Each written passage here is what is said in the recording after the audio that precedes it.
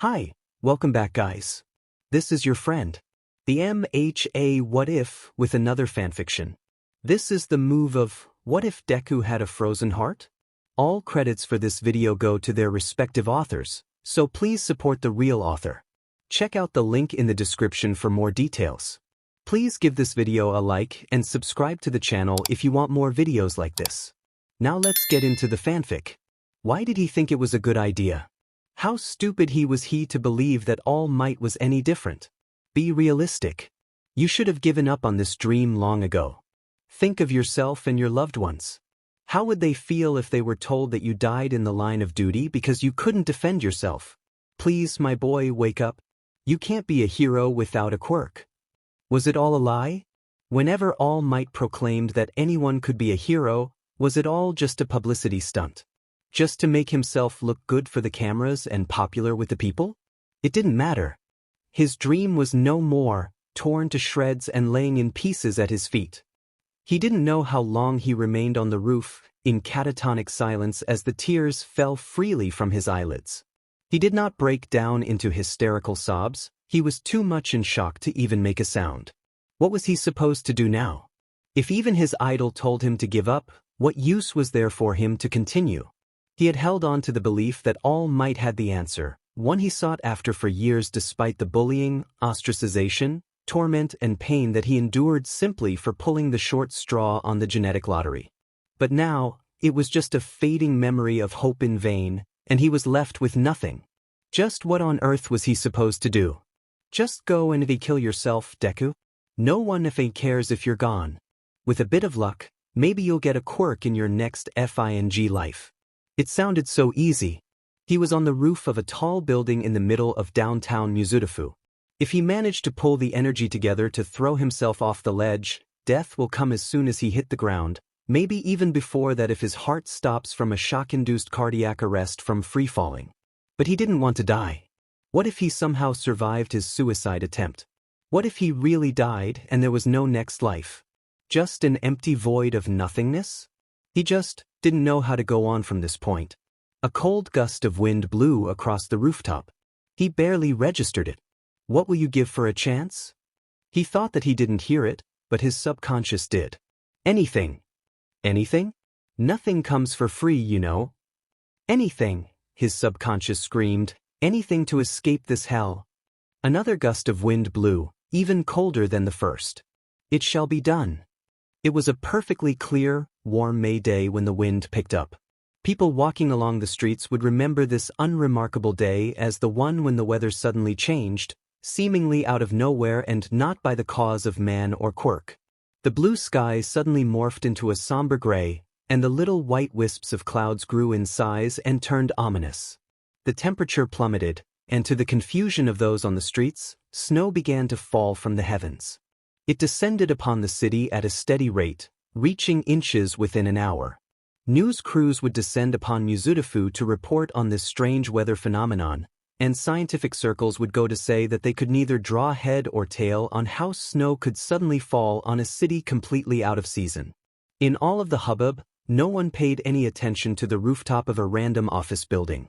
As a teenager of barely 13 lay prone upon the concrete, the snow fell over him like a soft blanket. As the hours passed, he became buried under more than a meter of frozen water particles. The sun, hidden away by the clouds, descended below the horizon unnoticed. The snow continued to fall well into the night, and cleanup crews were called in to help clear the streets to let traffic flow. Up on that office building, the snow had built up to the point of blocking the rooftop access door. At first, nothing happened, just a deep pile of snow on a rooftop.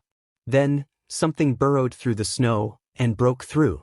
There were no security cameras on the roof, so no one spotted a teenager of average height, wearing the same gakurin as the one whom All Might left behind, emerge from the snow. But while the teen previously had untamed curls that were forest green with black highlights, the lights that reflected off revealed a brilliant white color, the exact same shade as the snow at his feet. The follicles have lost their curls, falling in gentle waves over the teen's face. He took a few steps through the snow and stopped. Glancing down, he stretched out a hand and made a circular sweeping motion.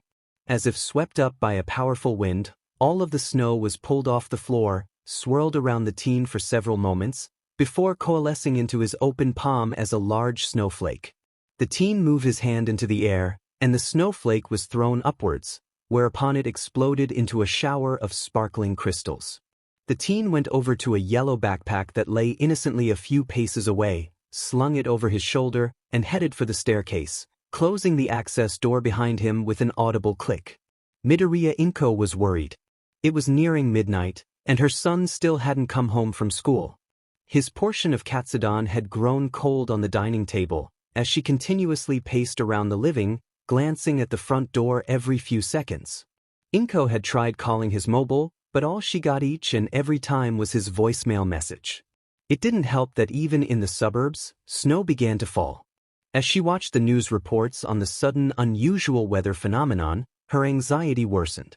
What if her son was caught up in a villain attack that caused the snow to fall? Should she call the police and seek help? When midnight passed and still no sound of the door opening, no Izuku apologizing profusely for losing track of time, Inko decided that she couldn't wait any longer. She picked up the phone and dialed in the police hotline. "Good evening, Mizudafu Police Department.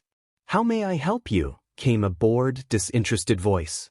"My name is Midoriya Inko, and my son is missing. I need to make a report." "All right," the man replied after a loud yawn. "What is your son's name, age, and quirk?" "Midoriya Izuku, age 13, and he's quirkless." A short scribbling of a pencil on paper. "Midoriya-san, in line with police protocol, I need your contact details should we require further assistance on your part. If the investigation yields any findings, we can also contact you then." Inko gave her phone number, which was followed by more scribbling. "We will keep you updated. Good night, Midoriya-san." And just like that, the call ended. Inko slowly put the receiver back into its place. She shuffled over to the sofa and sat down hard. She was not blind to the horrific discrimination and abuse faced by quirkless individuals, but to actually hear the police officer on the other line behave so dismissively about her son's plight was a literal stab to her heart. The tears followed immediately. All sorts of questions raced through her mind. If it wasn't a villain attack or kidnapping, why would her son just disappear? If he had indeed run away, why would he do such a thing? As far as she knew, she never treated Izuku badly. A bit protective, maybe, but she never smothered him. She did try to support her son as best as she could. But was her best not enough? Did he decide that she was a terrible mother and run away? Her sweet Izuku wouldn't think of such things, right? The more she thought, the deeper she spiraled. Her emotions spilled, and she wept uncontrollably. She just wanted her son home. Even if their situation will never be perfect, at least they would have each other. But she had no idea where he even was, and it tore her heart apart. Just a few meters away, beyond the front door, stood the source of Inko's pain. Izuku could hear his mother's sobs through the door. And it could have been so easy, simply step inside and announce that he was home. It would have ended his mother's pain in an instant. But he didn't. Something had changed within him. He saw no point in actually going inside to see his mother. She would not serve him well in his purpose. She would only get in the way. Slipping off his yellow backpack, he placed it by the shoe rack. Turning his back to the door, he headed towards the elevators and went down. The apartment block was next to a canal that had naturally frozen over when the snow began to fall around the city. Izuku slid down the slope towards the frozen canal and took a step onto it. The underside of his sneaker lit up as the power within him spread across the frozen water, thickening it further. Taking more steps forward, and Izuku picked up a sprint. He raced down the canal into the distance, disappearing from sight. The new day came. The sky cleared up and the snowfall ceased. What snow that remained quickly melted in the rapidly rising temperatures, and life seemingly returned to normal. All Might began another day as the symbol of peace, blissfully unaware that he was an indirect cause of the snowfall or of the consequences that were to come. Bakugo Katsuki just left home for school, missing the moment his parents received a tear-filled phone call from Inko that Izuku was missing. The police had called her again, asking her to come down to the station to discuss her next course of action. Katsuki would only realize something was up when homeroom started and that useless Deku was nowhere in sight. At first, he was smug, thinking that Deku had finally learned his place and was keeping himself scarce. It was only when their teacher came in and announced that Deku was missing that some of that smugness fell away. Immediately, the entire class was up in gossip. Some speculated that Deku ran away, others thought that he became a villain. Some, especially Katsuki's lackeys, believed that Deku had actually killed himself, and were eyeing him with a mix of either unreadable or wary looks. Despite the pit that began to form in his stomach, Katsuki brushed it aside. It's not like anything bad happened now that Deku was gone. It was a good thing. One less pebble to get in the way of his path to being the #1 hero. He studiously ignored the sinking feeling for the rest of the day. It was long past sunset when Izuku arrived.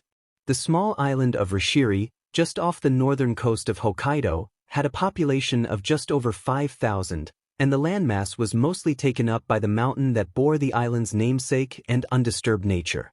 As the main human settlements were mostly concentrated in the southwest and northeast of the island, no one had any idea that Izuku was even there as he reached the foot of the mountain. Normally, novice hikers would be advised against climbing Mt. Rishiri due to challenging obstacles and dangerous terrain, especially when night fell. But Izuku was unfazed. Pausing in his trek, he tested his new power. It manifested through his hand as little bursts of snowflakes. He produced sweeping streams of snow through gentle pulls and harder pushes. It came easy, as if it had always been a part of him. He released a stream of snowflakes that swirled around him, before shooting out into the darkness. The frozen flakes of water reflected off the moonlight, creating a clear path for him to follow. Whenever he reached a steep part or an obstacle, the swirling snow simply lifted him up to a safe spot to continue his trek.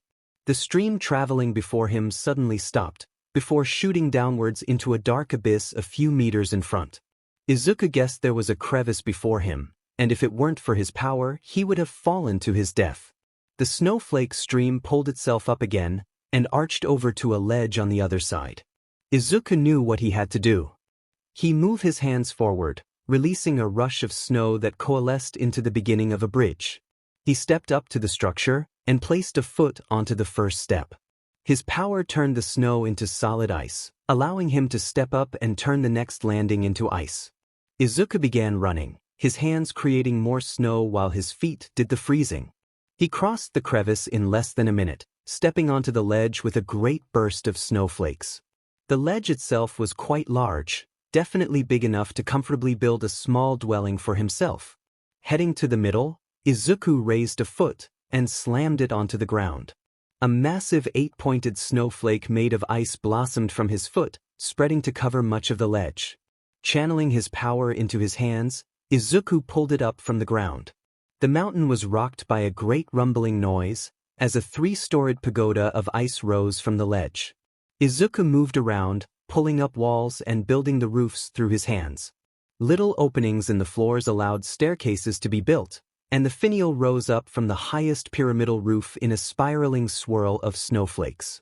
Letting his hands fall to his side, Izuku inspected his new home.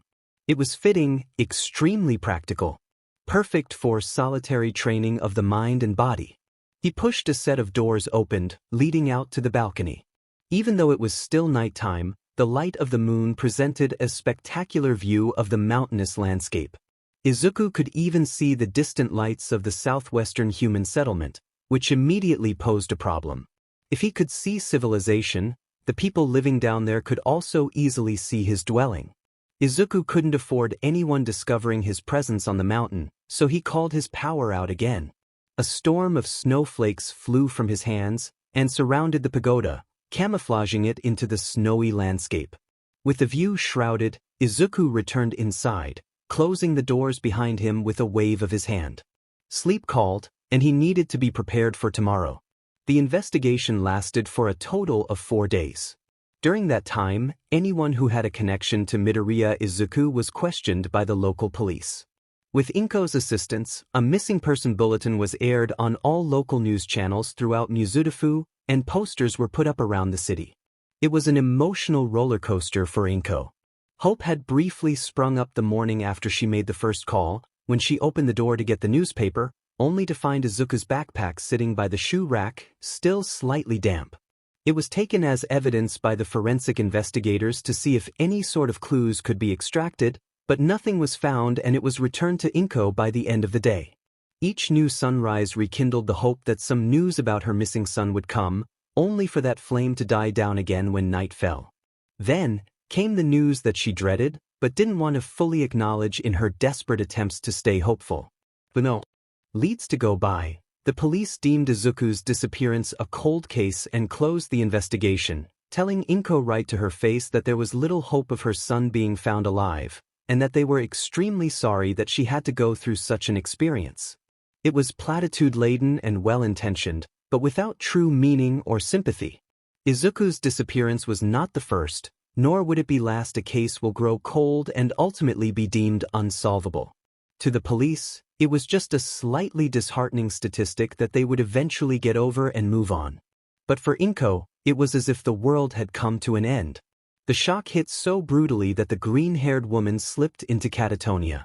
Seeing as she had become unresponsive, the police officers simply left the apartment without a further word. They were busy, after all. They couldn't continue to sit around with a catatonic, unresponsive woman when their time could be focused on more important things. The door closed with a soft click. Absolute silence filled the apartment for 10 minutes, before the tears began to fall. The dam failed, collapsing entirely. Those who lived on the same floor as the Midoriyas would hear the deafening, anguished wails of a woman who had lost her entire world. Most would simply carry on with their business, while a few felt a twinge of sympathy for their neighbor. The wailing would go on for hours, until it finally died down. One full day would pass, before an elderly neighbor who lived 2 doors down from the Midoriyas became concerned.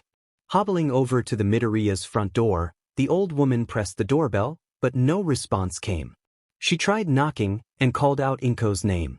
Again, no response. The old woman tried the door, immediately discovering that it was unlocked. Letting herself in, she scanned the living room for any sign of her neighbor.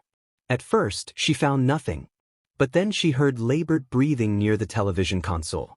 Hobbling over, the old woman nearly stumbled back from fright. Lying on the floor, with saliva drooling out of her mouth and pooling over the floor, was Inko, her body twitching violently as if she was undergoing a seizure. The neighbor was immediately by Inko's side, shaking her and trying to rouse a response.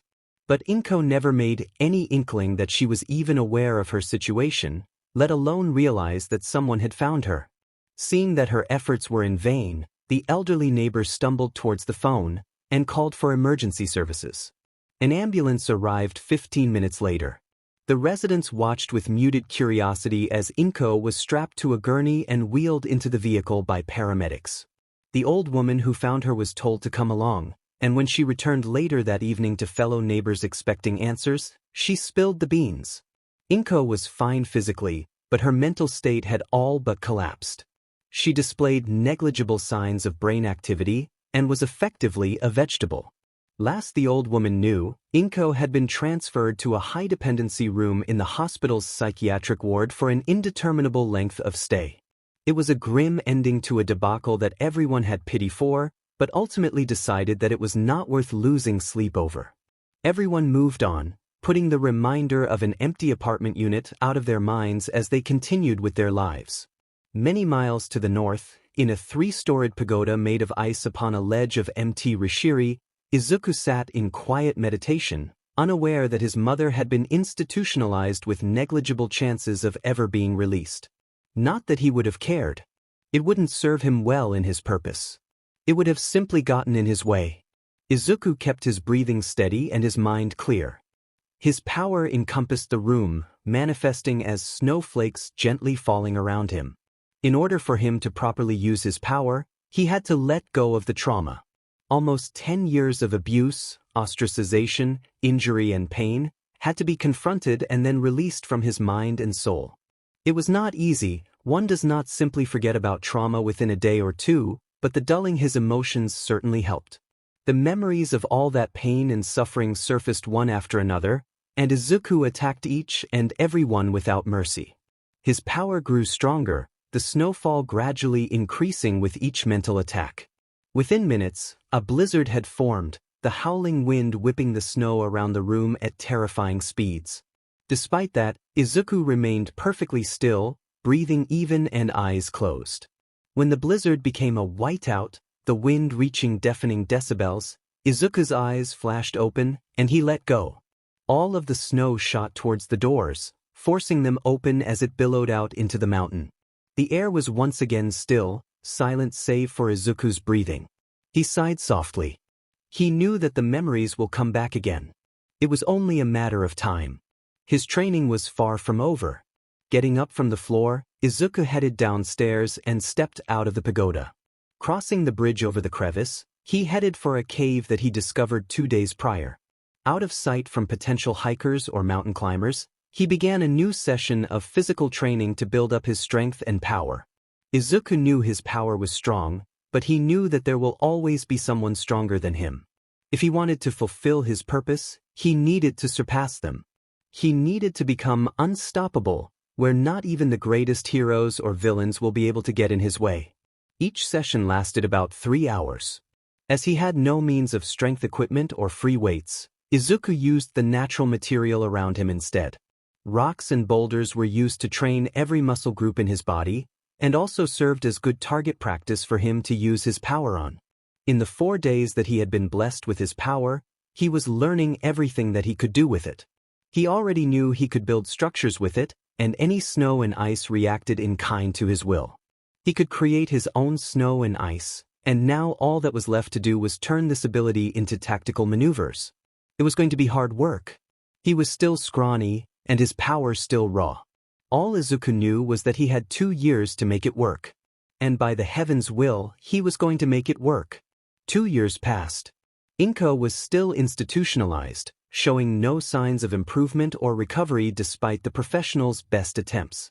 Katsuki's relationship with his parents had gone downhill when he displayed no concern for Inko or Izuku even after everything had happened. His mother lashed out at him, tearing him a new one over his callousness, which only reinforced Katsuki's hatred for Izuku. He continued to push all the blame onto the missing teen, for making his lackeys increasingly distant from him, for making him become the target of the Aldra gossip mill, for some FNG extra to scrawl the word murderer on his desk with a permanent marker, for making the teachers begin looking upon him with suspicion. For effing everything. Katsuki wanted to explode something, anything. Heck, he'll probably blow up the entire world just to make himself feel better. At least that FING Deku will be permanently gone if that were to happen. Even then, he continued to ignore the sinking feeling in his chest, steadily growing worse with time. Meanwhile, All Might continued on with blissful ignorance. Sure, he did catch the tail end of a missing persons report on the local news 2 years prior, but it had already ended by the time he realized what it was.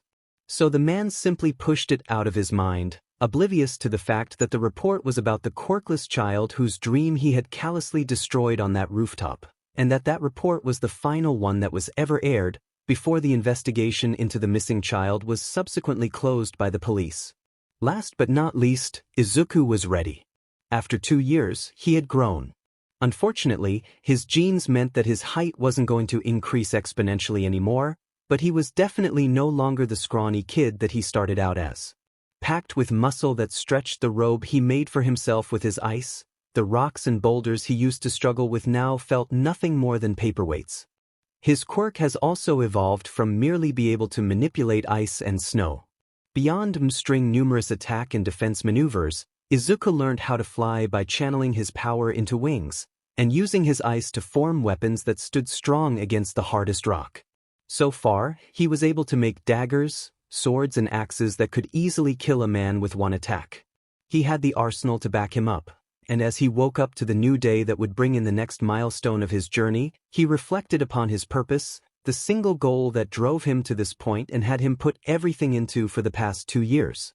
For 9 years, no one saved him. His former self cried desperately for a hero, but no one came. He never forgot how society ignored him at best and scorned him at worst. And he knew that he was not the only one. Just how many quirkless people out there had no one to aid them in their time of need? Izuku didn't know the exact statistics, but it was abundantly clear that there were too many to count. Who was going to be their hero, when the establishment clearly thought of them as inferior and nothing more than a waste of space and oxygen? That was his purpose. He may have lost his emotions that fateful day 2 years prior, but that didn't mean that Izuku was going to sit back and let the world burn. He'll be a hero to those who need him, nothing more and nothing less. He won't aim for frivolous glory, camera flashes and screaming fans. Those heroes, who are in it simply for the fame, do not deserve the title. He will not be like them. He will simply do his job, save as many people as he can, and carry on until he is unable to do so anymore. Society has begun its slow festering from every level. The least he could do was begin the treatment. Izuku stepped out onto the balcony and parted the snow shrouding the pagoda with a sweep of his hands. As the morning sun beamed upon the ice, Izuku took several steps back, rushed up towards the railing, and threw himself off.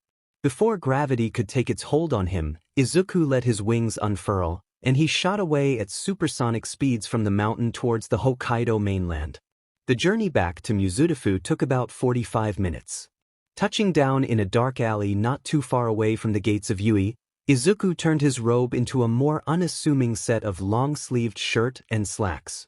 Mizudafu really didn't change all that much in the 2 years he had gone, as if they had completely forgotten about him and carried on with their lives. Izuku wasn't surprised, to be frank, because seriously, who would give a shit if a quirkless teenager disappeared off the face of the earth? No one would, and the government would be pleased. Less resources to spend on a defect, they would likely think. In fact, he wouldn't put it past the government to strike him off the citizens' registrar on the presumption that he was dead. Crossing the road, Izuku joined the flow of excited hopefuls passing through the gates. The written examination was up first, before the practical assessment later in the afternoon. It took a bit of navigation to find the classroom where he was designated to take the written portion, slipping inside without being noticed. The exam was not due to start for another 20 minutes, more candidates streaming in as time passed. Izuku drummed his fingers against the desk, waiting for something to happen when the door opened again. Izuku raised an eyebrow. Was that Katsuki?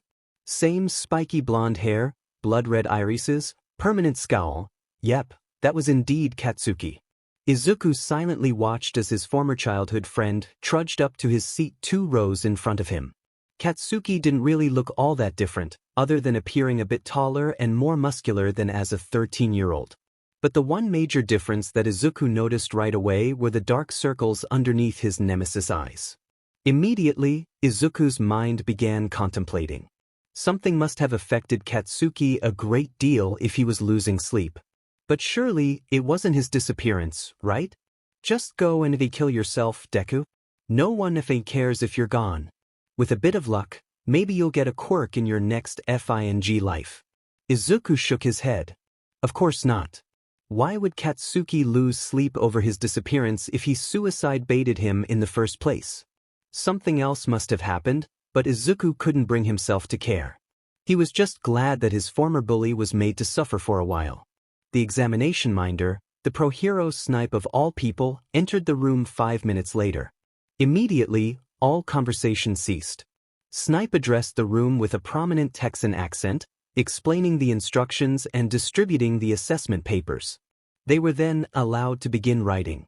Izuku breezed through the paper with relative ease, finishing up in a good hour of the 2-hour time allocation. He spent the remaining hour checking through his answers before an alarm rang, signaling the end of the written assessment. The papers were collected, and Snipe dismissed the candidates. He waited for Katsuki to leave the room before getting up himself. Izuku headed for the cafeteria where he could sate his growling stomach. There were already long queues by the time he arrived, so there was nothing to be done other than to wait. As he inched forward, Izuku idly listened to the conversations happening around him.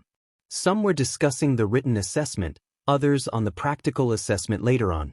He picked up snatches of bemoaning over difficult questions and concerns about what they will face later on. At one point, Izuku thought he heard someone predict that they will be fighting the Yui staff who will be masquerading as villains for the practical assessment.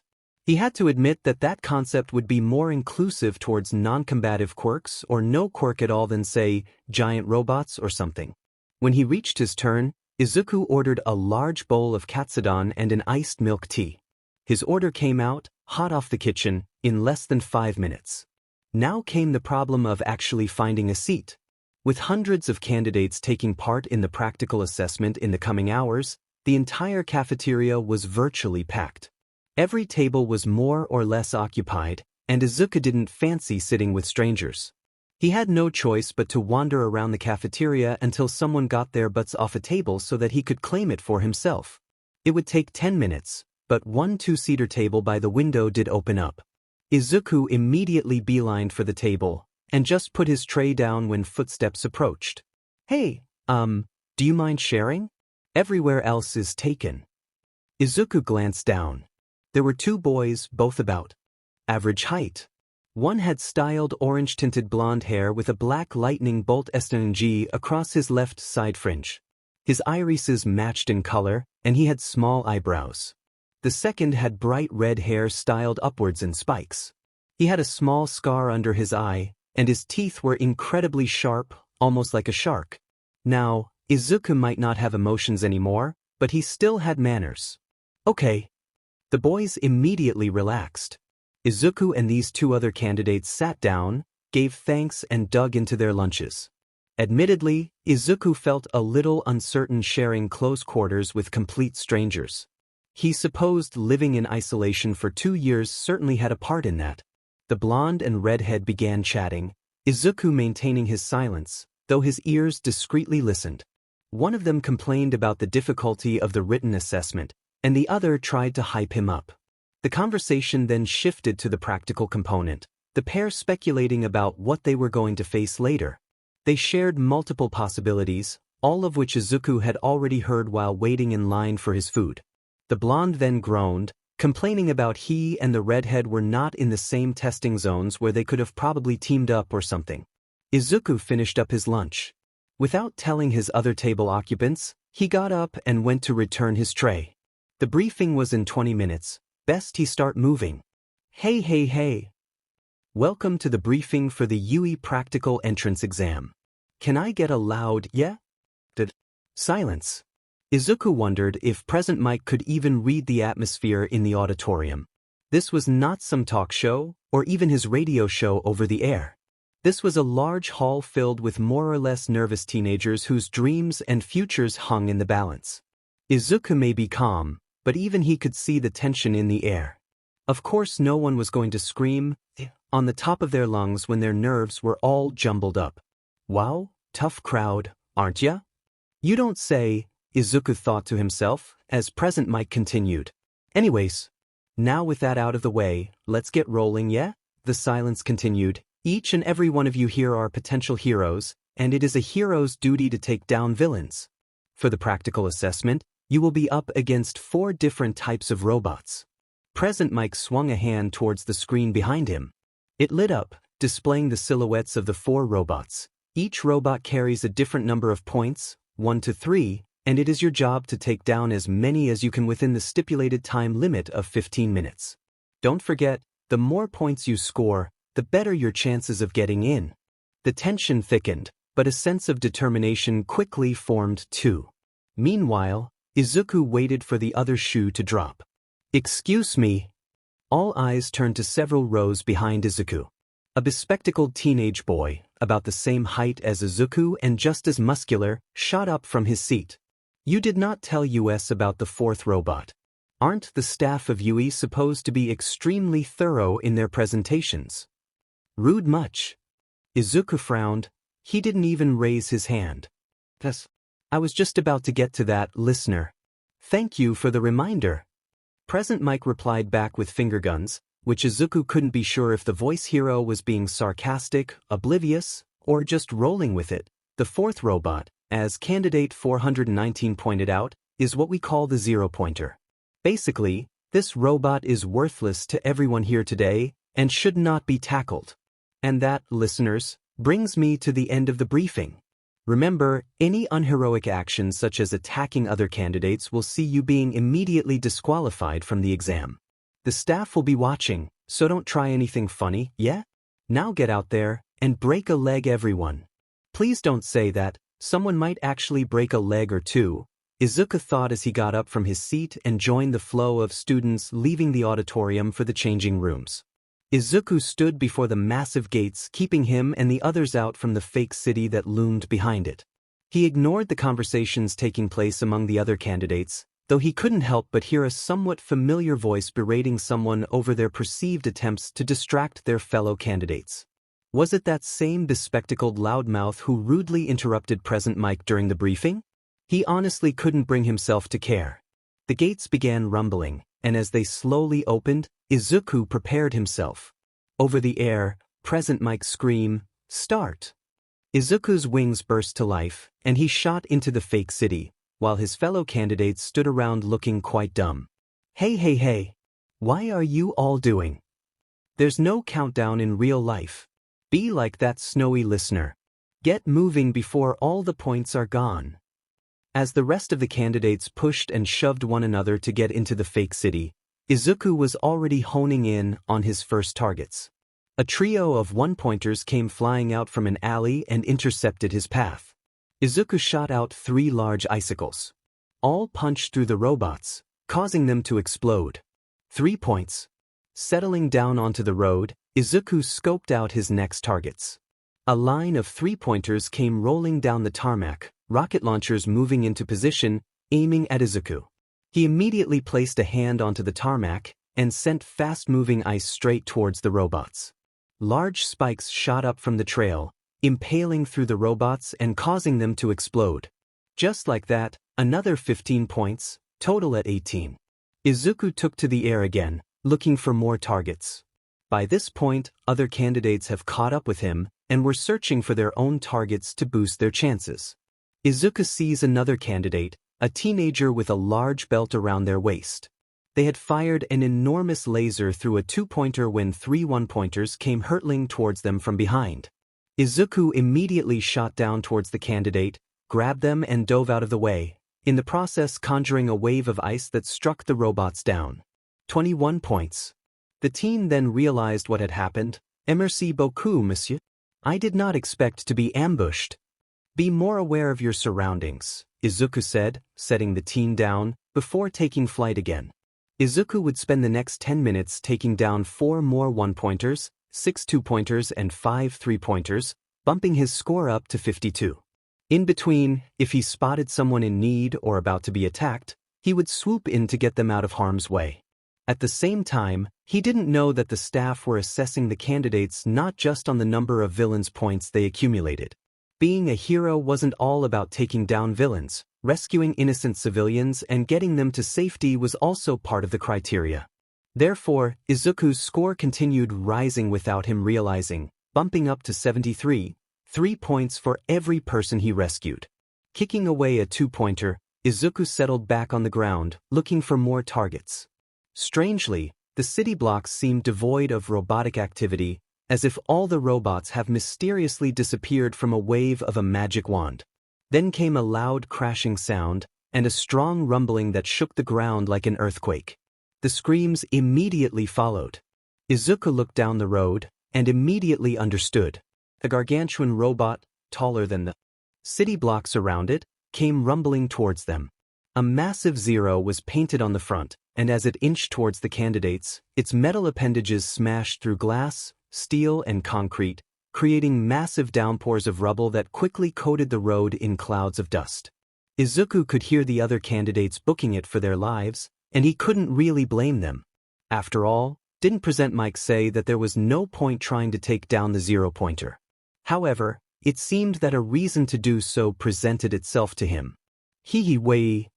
Izuku turned to the strange noises. About several meters ahead of him, someone lay trapped under a pile of twisted rubble. He squinted his eyes. Was that one of the boys who sat at the same lunch table as him? The blonde had 2 thumbs up, a blank look in his eyes and a goofy grin as drool slipped out of his mouth. He wasn't doing anything other than making those strange noises, and the 0-pointer was advancing upon him. Why wasn't he getting out? Was he unable to? Izuku was no neurologist, But he suspected that something must have happened to the blonde's brain to leave him in this stupefied state. Another rumbling noise jolted him out of his thoughts. No more dilly-dallying, he had to save an innocent life before it was brutally cut short. Izuku raced towards the advancing zero-pointer, catching the attention of the remaining candidates who hadn't fled by this point. His power pooling in his hands, he slammed them into the robot's metal plating. His ice penetrated deep into the robot, spreading all over in a matter of seconds. This was a move that he called permanent freezing. Unlike the typical act of encasing a target in ice, this turns the target into literal ice. It didn't matter if it was organic or inorganic matter, solid ice is what they become. It took a full minute for the robot to become a mountain of ice, stopped in its tracks. Izuku raised a leg, and with a loud shout, swung his foot into the robot. Those who witnessed the entire scene would remember the moment when a massive shockwave raced through the fake city at lightning speeds. The zero-pointer was completely atomized into tiny sparkling icy particles that were flung in all directions. Some were thrown up into the air, and rained down upon the road in a appealing shower. It was all over in seconds, and silence followed. Time's up, listeners. That's all you have, and thank you for taking part in the UE entrance exam. Present Mick's echoing voice knocked the stunned candidates back into reality. Brushing off the ice from his tracksuit, Izuku headed over to the pile of rubble that trapped the blonde, and began pushing and hauling the pieces off to free him. Carefully picking the teen up in a bridle carry so as to not aggravate any possible injuries, Izuku walked back towards the other candidates. "Well done, everyone. You all did well," came an elderly voice. Izuku inwardly sighed in relief. Recovery Girl had arrived. The elderly medi-heroine was going around, healing up the injuries sustained by the candidates and giving them gummies to replenish the energy lost from the use of her quirk. Izuku approached her. "Recovery Girl, he needs your help." She turned to Izuku. "Goodness me. What happened to him?" "I don't know. I think there might be something up with his brain, and he was trapped under a pile of rubble earlier when the zero-pointer was approaching." The medi-heroine muttered to herself, "I swear to everything that is holy that I will wring Nezu's neck if it is the last thing I do." She returned to Izuku. "Let me have a look, dearie." Izuku set the blonde down, allowing Recovery Girl to examine him. Just an expected side effect of having an electricity emitter quirk. Just a kiss and plenty of rest should suffice." She planted a kiss on the teen's forehead, and immediately the goofy grin shifted back into a neutral line and his eyes fluttered shut. She then tapped the speaker of the pink headset she wore. "We have a casualty in ground beta. Bring a stretcher immediately." She then turned to Izuku. "Did you get hurt anywhere yourself, dear?" "Not that I am aware of." "Just a quick kiss then, to be safe." Recovery Girl administered the kiss to Izuku's hand, but the teen didn't feel anything happen. Nonetheless, the medi-heroine gave him a couple of gummies. At that same moment, 2 medical hoverbots rolled into ground beta carrying a stretcher. Izuku helped her place the blonde onto the stretcher, and saw them off with a nod of thanks from the medi-heroine. There was nothing else to be done. It was time to return home. There were very few things in life that intrigued Nezu, principal of UE High School. Midoriya Izuku was one of them. Before the start of every new school year, Nezu and his staff would comb through the backgrounds of every single candidate who registered for the entrance exam to ensure that no rotten eggs managed to weasel their way in. Midoriya Izuku could have easily been just another face in the crowd of hero hopefuls, but Hound Dog noticed some interesting information in young Midoriya's file and decided that it was worth Nezu's attention. Nezu prided himself in knowing a lot of things, far more than most humans could ever conceive. But young Midoriya's file, admittedly, knocked him off kilter for a moment. The first thing that the Chimera noticed was that Midoriya Izuku shared the name of a quirkless teenager that went missing 2 years prior. Now, Nezu sympathized with the quirkless population. Coming from less-than-ideal circumstances himself, he would try everything and anything to help make the lives of the quirkless even a little better. He even made UE the first heroic school in the country to accept quirkless students, something the others have yet to even accommodate. So when he heard that a quirkless teenager had gone missing, Nezu had UE join forces with the Muzutafu police to look for the poor kid and return him home. However, the investigation was closed after 4 days, thus ending the school's involvement. But unlike virtually everyone else, Nezu never forgot the name Midoriya Izuku, especially when he heard through the grapevine that the boy's mother was institutionalized as a result of a complete mental collapse following the closure of the investigation. So when the exact same name appeared in the folder in the months before the entrance exam, Nezu knew that something was amiss. The chances of 2 individuals sharing the same first name and surname were next to none in Japan. Furthermore, Nezu remembered from the investigation that the boy had short, curly green hair with matching emerald irises. The attached photo showed a boy with long white hair that was far less curly, and his irises were a sharp, icy blue. And while Nezu could attribute the changes in facial structure to developmental growth, the changes seemed far too stark for 2 years. Also, Midoriya from 2 years prior was quirkless.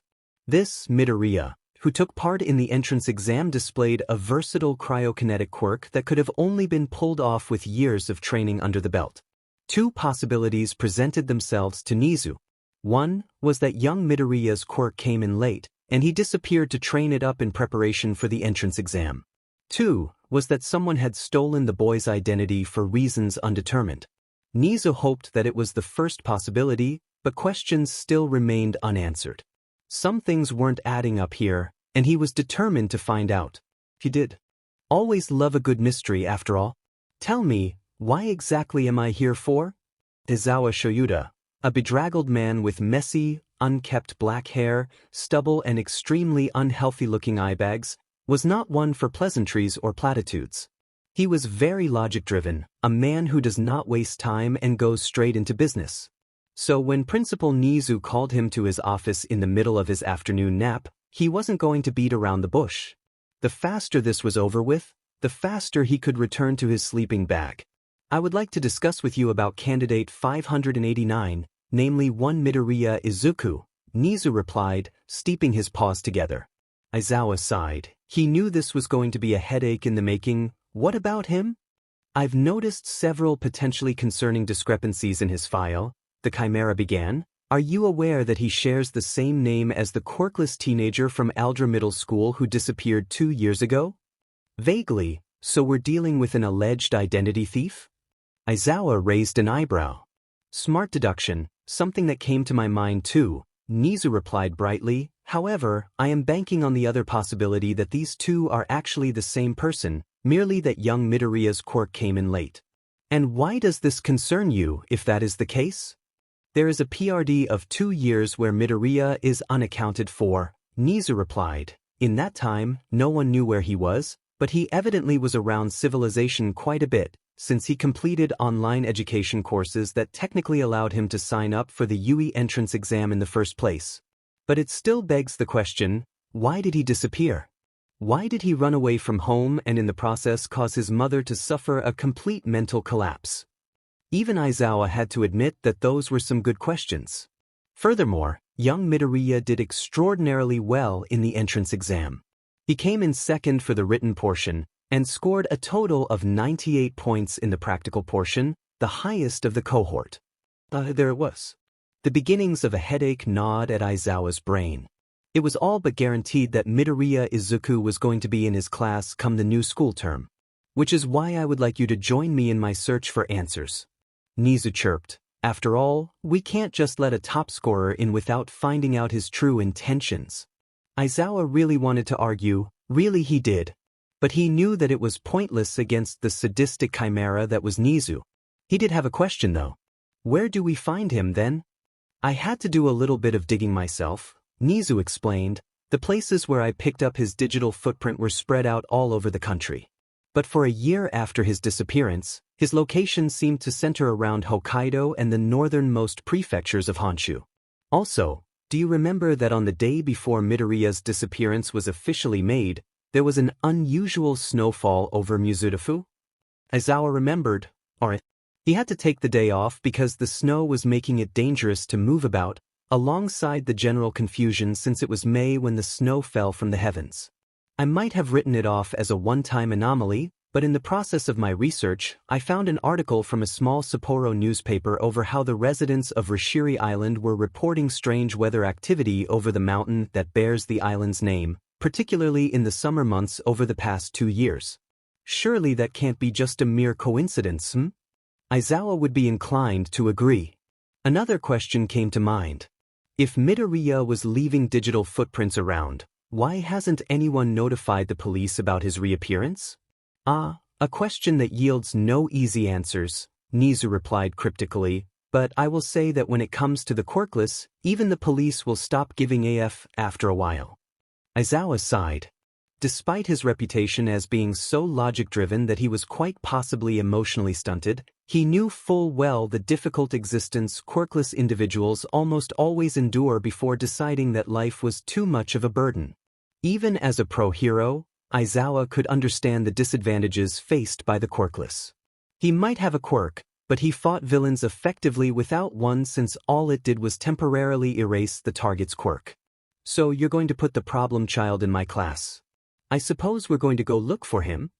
Right on the nose, Aizawa-kun, Nezu chirped. In fact, you should go home and pack, for we are leaving first thing in the morning tomorrow. The eternally tired man sighed again. Izuku knew that they were coming. He had known this from the very moment that he registered for the Yui entrance exam. He knew that one day, any time after the conclusion of the exam, that someone or some people from Yui were going to seek him out. It was only a matter of time. He had to prepare for the relentless questioning that was all but certain to come. But he won't be cowed. Aizawa and Nezu spent the next 4 days going up north to Rishiri Island, taking the Shinkansen to Hakodate, a short flight up to Wakanai, and then a ferry towards Rishiri. They stayed in town for one night, before beginning their trek up the mountain. What Aizawa did. Nezu took up space within the eternally tired man's capture weapon. How he did so, we will probably never know, and essentially free-rode Aizawa for most of the hike. The pair had expected the journey to be quite daunting, especially if they faced any cliffs, crevices or rock faces that would require experienced mountain climbing gear to overcome. But strangely, it was mostly smooth sailing. Sure, there were some steep inclines, but nothing that Aizawa couldn't handle. In fact, Nezu deduced that someone must have altered the mountain's landscape to make their trek easier. Almost as if someone was expecting them. Took you long enough. Aizawa looked forward, and Nezu popped up from the capture scarf. Before them, standing in front of a bridge made of ice that spanned across a deep crevice, was Midoriya Izuku. His white hair was down, and he dressed in an off-shoulder robe with 2 slits running parallel to a pair of skin-tight breaths. A pair of boots with a large snowflake over each covered his feet, and from his back, a long flowing cape, split in 2, fell over the snow-covered ground towards the base of the bridge. Midoriya Izuku, Nezu chirped. It's so good to meet you in person. The teen merely nodded, expression never changing. I know you have questions, so let's not delay the inevitable. Izuku turned on his heel and headed for the bridge. Nezu hopped out of Aizawa's capture weapon and followed suit, making sure to keep a safe distance so as to not accidentally step on Izuku's cape. Crossing the crevice, Chimera and eternally tired Hobo were greeted by a 3-storied pagoda made entirely up of ice. Nezu's beady eyes sparkled in awe, while Aizawa had to admit that it did look impressive. I presume you made this all by yourself, Midoriya-kun? Asked the mammal. Yes, the teen replied shortly, before swinging his arms out. The front doors opened on their accord, granting them entry. Nezu was once again impressed. The interior was the definition of Spartan, with only a large frozen 3-tiered fountain in the middle of the room. A staircase framed the fountain, leading to the upper floors. Follow me. They went up to the 2nd floor, which was completely barren. Izuku waved a hand, sending out 3 streams of snowflakes that created 3 chairs in the middle of the room. Have a seat. The trio took their respective places. Ask away. Nezu did not beat around the bush. Why did you disappear for 2 years? To train my power, Izuku replied simply. Are you aware that your disappearance caused your mother to have a complete mental collapse? Nezu continued. She's currently a long-term resident of Mizudafu General Hospital's psychiatric ward. Really?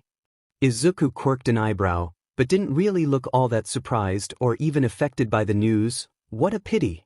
Even Aizawa, as emotionally stunted as he was incredibly taken aback by the cold reply. So you don't care that your mother is effectively a vegetable with little chance of recovery? Aizawa-kun, please, Nezu chided. Izuku leaned forward, expression unreadable. Listen, Aizawa-san, or should I say underground hero Eraserhead, it took a lot on Aizawa's part to not flinch at the teen's knowledge of his pro-hero identity. I do find it regrettable that Inko suffered such a horrible fate because of my disappearance. But I am unable to really feel much for her plight, even if I wanted to. What do you mean, Midoriya-kun? Asked Nezu. Nothing comes for free, Izuku replied. I got my power, but at a great cost. I no longer have the capability to feel emotion or empathize with anyone. If you want to be poetic, you could say that I have become a literal ice king. Nezu nodded in understanding, but it was time to continue forward. How were you able to remain undetected for 2 years? I have evidence to show that you have gone down to human civilization multiple times to complete the online courses that allowed you to register for the UE entrance exam. Izuku leaned back into his seat. It's really amazing, Nezu-sen, just how quick this society is willing to sweep things under the rug when it comes to the quirkless. It could have been easy. A sharp-eyed and minded individual could have seen my online activity, connected it to my missing persons case, and informed the authorities. But no one did, or chose not to, if you want the more likely scenario. I simply took advantage of this Ming flaw, but even then I knew it was only a matter of time before someone came. I have to praise you at least, Nezu-san, for not being like most humans and actually using your intellectual abilities to seek answers. The Chimera would have preened, but now wasn't the time. Do you have any further questions? How did you get your cryokinetic powers, if you don't mind sating my curiosity? Asked Nezu. Truly strange, that fateful day. Izuku leaned back, staring off into the distance. A pro-hero told me that I couldn't become a hero myself because I was quirkless. He chose to ignore the look shared by the Chimera and Aizawa. He left me on a rooftop, my dream in pieces at my feet. I was left with nothing. There was no reason for me to carry on.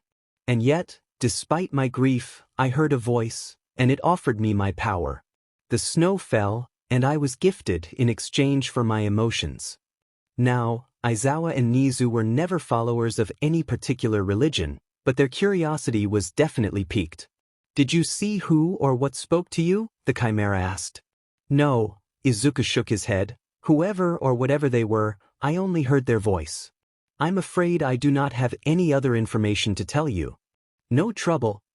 Nezu beamed. Also, I believe that we have spoken for quite a bit now. We're also here to deliver your results from the entrance exam. You came in second overall for the written portion, and as for the practical, you scored 54 villain points and 44 rescue points, bringing the total to 98 points. Congratulations, Midoriya Izuku, you are our best performing candidate for this year. So I got in then? Izuku asked rhetorically. Absolutely. Nezu beamed. You'll be in Class 1A when term starts, and as a matter of fact, Aizawa here will be your homeroom teacher. Izuku turned towards the eternally tired man. I'll be in your care then, Aizawa-sensei. Aizawa tried his best to not literally age from exasperation. If anything, he'll be seeking some sort of care when term starts, not Izuku. If there is nothing else, I will see you both out. Thank you for having us, Izuku-kun. Nezu chirped. I have to say that this was quite the enlightening conversation. Izuku nodded silently. He saw them down to the first floor, and once they had stepped out back into the mountain, he shut the doors behind them. This time, Nezu didn't hop back into Aizawa's capture weapon. I have to say, Midoriya-kun is a really interesting person. More like another problem child. Aizawa groaned as they headed for the bridge. Oh, don't worry too much, Aizawa-kun. Nezu waved a paw dismissively. I'm sure that Midoriya-kun will exercise restraint when needed. As hindsight will say it, famous last words. The day term came with absolutely no fanfare. Izuku put on the school uniform sent over by Nezu, and flew back to Mizudafu, landing in the exact same alleyway he'd used during the day of the entrance exam, unseen by the passing citizens. With no one any the wiser, he slipped out into the morning sun, and joined the flow of new and returning students passing through the gates and heading up towards the towering twin buildings that was Yui. Amidst the sea of students, Izuku was a faceless ghost. No one paid him any attention as he passed, and he entered the building undisturbed. It took 15 minutes for Izuku to find his classroom, coming upon a towering door with one painted on it in red. At least Yui had the foresight to include size-related quirks. He gripped the handle and slid the door open. Immediately, a great cacophony of noise assaulted his ears. It was evident that he was among the last to arrive. Virtually every seat was already occupied by his new classmates, save for one in between a midget with purple ball grapes. For hair, Izuku sighed. At the back of his mind, he'd already expected this, but to actually see him in the same class that he will be in for the next 3 years did nothing to improve his mood. As it was, the person in question was in the midst of a heated argument with that extremely rude bespectacled robot who interrupted present Mike during the briefing. Get your feet off the desk at once. It's extremely disrespectful to those who used it before you. Ah, why the F should I listen to you, Four Eyes? I will do whatever the F I want. Even after 2 years, Bakugo has not changed a bit, Izuku thought to himself. He took a moment to recalibrate his thoughts and accept that this was how things were going to be for the foreseeable future. Furthermore, he had trained for 2 years, and he had power now. He will not let any bad memories impede him. Izuku took a step into the classroom when he heard movement behind him. Turning around, he raised an eyebrow. A giant yellow caterpillar? Stepping away from the classroom, Izuku knelt down before the strange object and poked it. When it did not move, he poked it several more times. Please stop it. Izuku immediately recognized the tired voice. Aizawa-sensei? A sigh followed. A zipper was pulled down part of the way, revealing the face of the hobo that was Aizawa Shoyuda. Please carry me into the room, but do so as quietly as possible. Despite the strange request, Izuku complied. Picking up the eternally tired hobo, he re-entered the classroom, with none of his new classmates any the wiser. Izuku gently placed Aizawa at the teacher's lectern and stood by his side, waiting for something to happen. As it was, it took exactly 5 minutes for someone to notice him. Oh, a girl with pink skin and hair, horns poking out of the locks, perked up. Are you new? What's your name? Izuku didn't reply, allowing Aizawa to announce his presence. If making friends is your intention, you do not belong in the heroics course. It was only then did the rest of the class realize that the hobo was actually standing there. With the exception of him, Aizawa gestured to Izuku. It took the rest of you 5 minutes to notice that there was someone standing here. In that time, you and many other innocent people would have died from your failure to pay attention to your surroundings and overall inaction. No one knew what to say in response. Aizawa fully emerged from his sleeping bag, bent down behind the lectern, and pulled out 20 pairs of gym uniforms. Take these and head out to the training grounds. If you're not there within 15 minutes, you will get detention. Aizawa stepped off the lectern, and Izuku grabbed his uniform. Both very quickly realized that no one else had moved. Do you lot really want detention? That got everyone else moving, even though Izuku was already out through the door. Izuku got changed much faster than the other boys, and arrived at the training grounds first. Aizawa was already waiting, and as Izuku approached, the Ice King caught the brief look of approval in his teacher's seemingly bored eyes. Together, they waited in complete silence for the rest of 1A to show up. They came in groups, most chatting with one another. Some came alone and in silence. Finally, all 20 students had gathered before Aizawa. 13 minutes and 49 seconds, the hobo drawled, clearly unimpressed. Cutting it really close, I must say. A petite girl with a brown-colored bob raised her hand. Aizawa-sensei? Aren't we supposed to attend the opening ceremony and our sessions with the guidance counselor? You do not have time for meaningless platitudes. Aizawa shook his head. Time is precious, and we have wasted enough as it is. Bakugo Katsuki, come forward. The scowling blonde stomped towards the man. What was your record for a softball throw in middle school? Aizawa asked. 42 meters, Katsuki spat. Aizawa chose to ignore the rude tone for now. Use your quirk, or whatever. Just don't step out of the circle. He tossed the teen a softball and stepped back. Katsuki didn't give anyone time to prepare. With one loud, hate-filled die, he launched the ball out into the air with one powered explosion. The shockwave rippled the ground, causing many of the students to lose their balance. From a tracking device, Aizawa recorded the distance and showed it to his class. 752.6 meters. On its own, it was impressive. Holy shit. That is far. That's effing insane. Trace magnifique, isn't it? The same pink-skinned girl from earlier squealed, "Oh my gosh. This is going to be so much fun." Izuku could pinpoint the exact moment that the temperature plummeted, and it wasn't because of him. So much fun.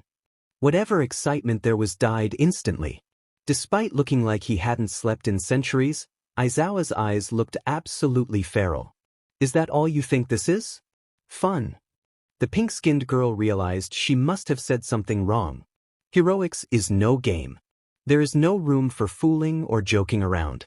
People can get hurt or even die if you don't take things seriously. And right now, most, if not all of you do not have the right mindset to be a hero.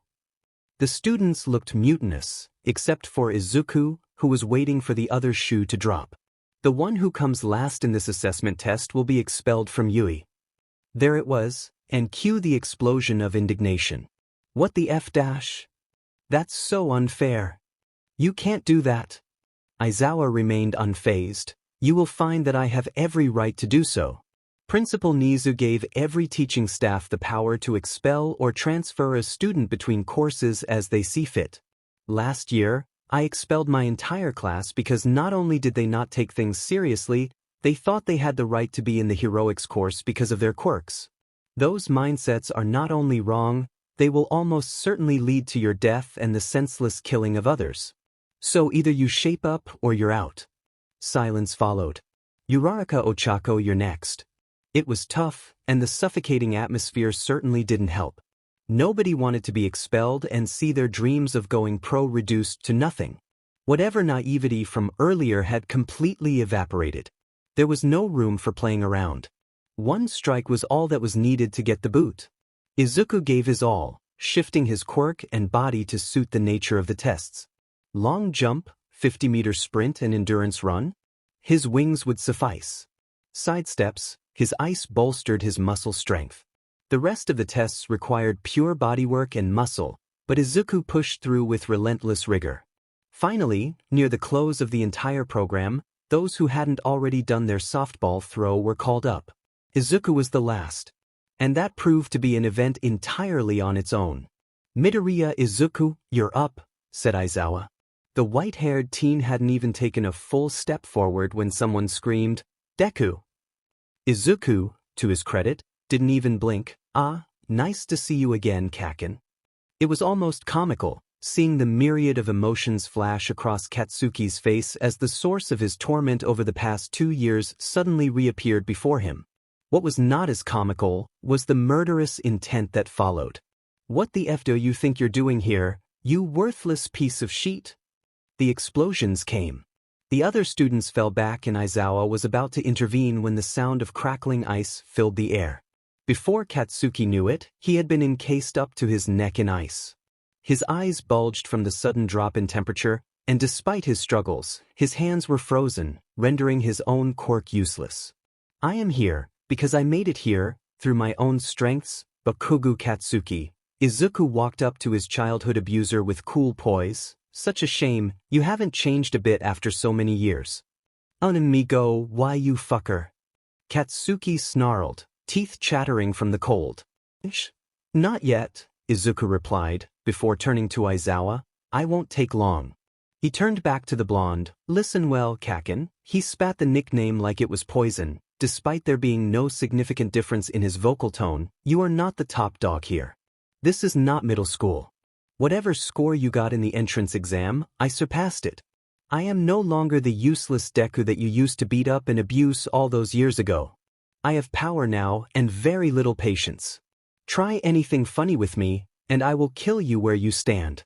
Get that in your empty head, for I won't be gracious enough to warn you next time. Aizawa saw fit to intervene before Katsuki died from hypothermia. Midoriya, that's enough. Unfreeze him right now. Izuku complied, releasing his tormentor and dropping him to the ground. Bakugo, we are going to have a serious talk after this. Aizawa spoke darkly, ignoring the violent shivers racing across the blonde's skin. Todoroki, help him warm up.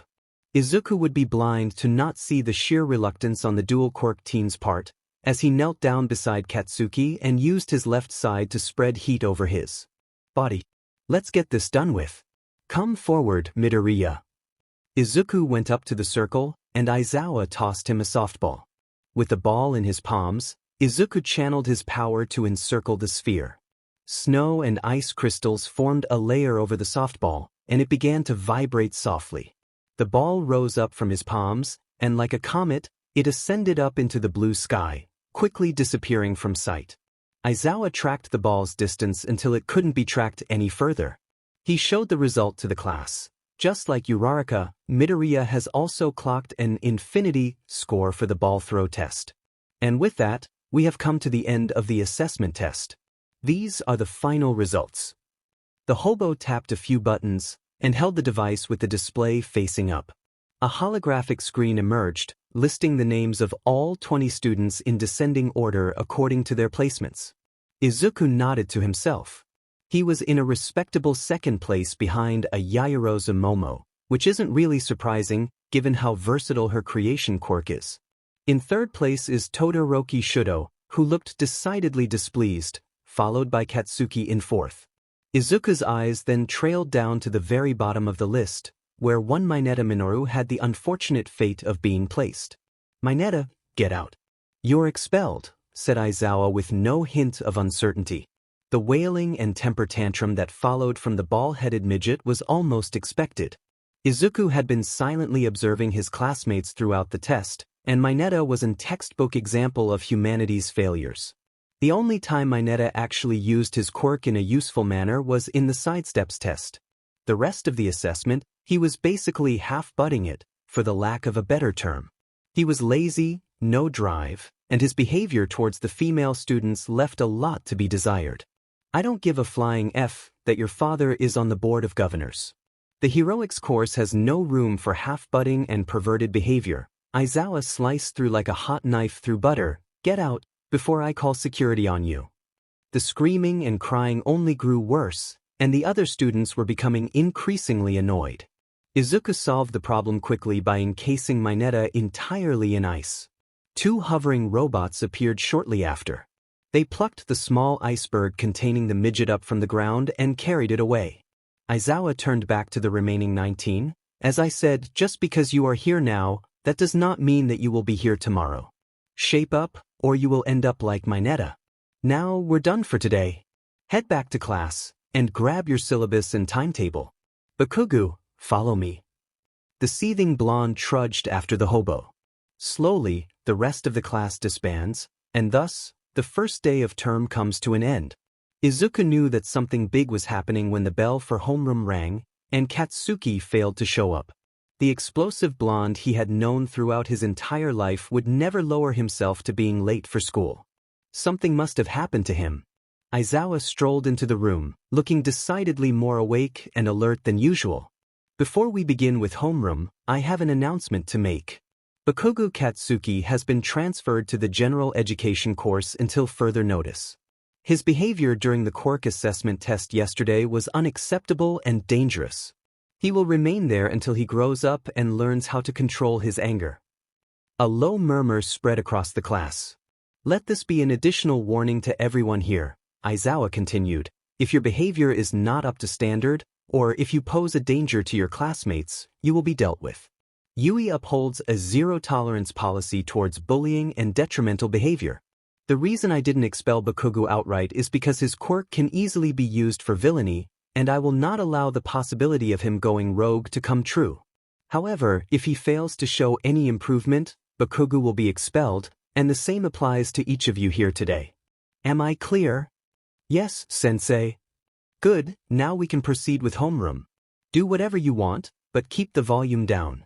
I didn't get much sleep last night, and I will assign detention to those make too much of a ruckus. With that said, the tired hobo slipped into his sleeping bag, slumped onto the floor, and fell asleep. Bakugo actually getting kicked out of the heroics course? Izuku thought to himself as he stared out of the window. Never in my life did I expect to see the day that it happened. The 18 remaining students of 1A had 2 lessons after homeroom. English with present mic and modern art history with midnight. Lunch was a quiet affair for Izuku, sitting by himself as he ate his midday meal. He returned to the classroom with about 10 minutes to spare. For the afternoon, there was only one lesson on the agenda: foundational heroics. Izuku had no idea what that would entail, but that was far from his thoughts. It was honestly a little surprising that a school would take action against Katsuki's villainous behavior, but then again, this was Yui, the top heroic school in the country, not some no-name middle school like Aldera. An institution like Yui couldn't afford the bad publicity if word got out that they had accepted a student with villainous behavior into the heroics course. Izuku was shaken out of his thoughts when the bell rang. Any minute now, and the teacher who will helm the foundational heroics lesson would arrive. The door slammed open. I am, Izuku sighed, of FING course. Coming through the door like a regular person.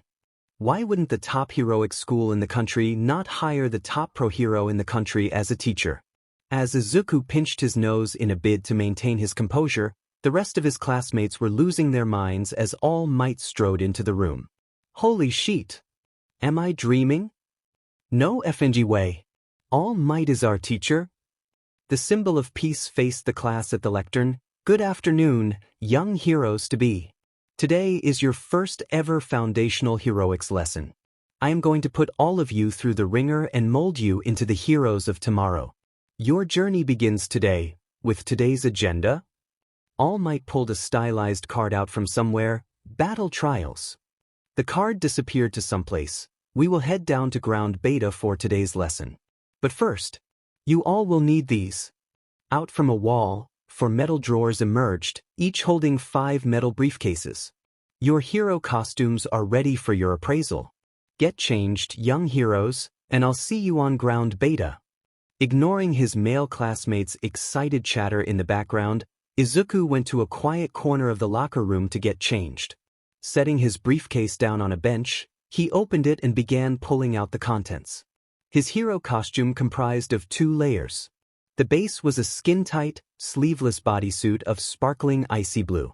On top of that were pieces of armor with a shimmering snow-white coating and were decoratively embossed with snowflakes.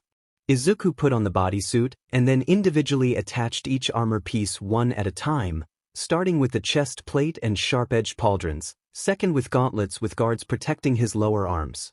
Third, a belt with plates that fell over his buttocks as protection, and ending with armor-plated boots that covered his legs from the knees down. The final item was a headpiece that framed his face, had an intricate snowflake over the forehead, and along each ear were 3 patterned diamonds that resembled wings. Izuku had made his way towards the door when the same blonde whom he saved during the entrance exam turned to him. Real cool, man. You watch Saint Seiya? What? You know Saint Seiya? Kaminari Denki replied. The pre-Quirk era anime about mystical warriors who fight against Olympian gods who want to dominate Earth? Izuku just stared at the blonde, before stepping out of the exit without a further word. Denki, unfazed, turned to an adjacent Kirishima Aijuru. He might just deny it, but I'll bet my entire collection of records that he based his look on Cygnus Hyoga. Wanna be my witness? Whatever, man. There were already a few students waiting at ground beta when Izuku arrived. Shuji Mai and Tokoyami Fumiko were present, as were Ojiro Mashireo and Sato Rikadu. The latter 2 were engaged in conversation, while the former were not. Until Izuku approached, and Fumiko turned around at the sound of armored boots clinking on the tarmac. Midoriya, I never pegged you as a Saint Seiya fan. Again came a what? You do know what Saint Seiya is, right? Asked the bird-headed girl. No. Fumiko stared unblinkingly at Izuku for a moment, before turning away, muttering about the complexity of humankind. More students eventually showed up, and once everyone was present, All Might commenced the lesson. The outfit makes the hero, so they say. You all look absolutely spectacular. Izuku glanced at his classmates' costumes. He really wondered if All Might was blind or completely stupid.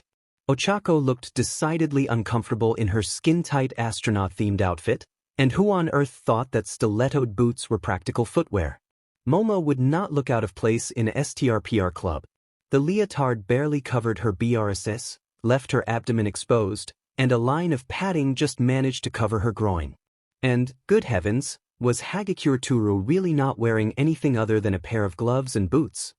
Izuku's power reacted without him doing anything. A stream of snowflakes shot towards the three girls and swirled around them. All Might fell silent as the magic in the frozen water returned the girls' modesty and interests. Momo had all exposed skin of her body, save for her abdomen, completely covered. Ochako momentarily lost her balance as the heels were removed, her bodysuit becoming somewhat baggier. And Hagakure's presence increased as a visible jumpsuit appeared over her body. All eyes were on Izuku now. Young Midoriya, what did you just do?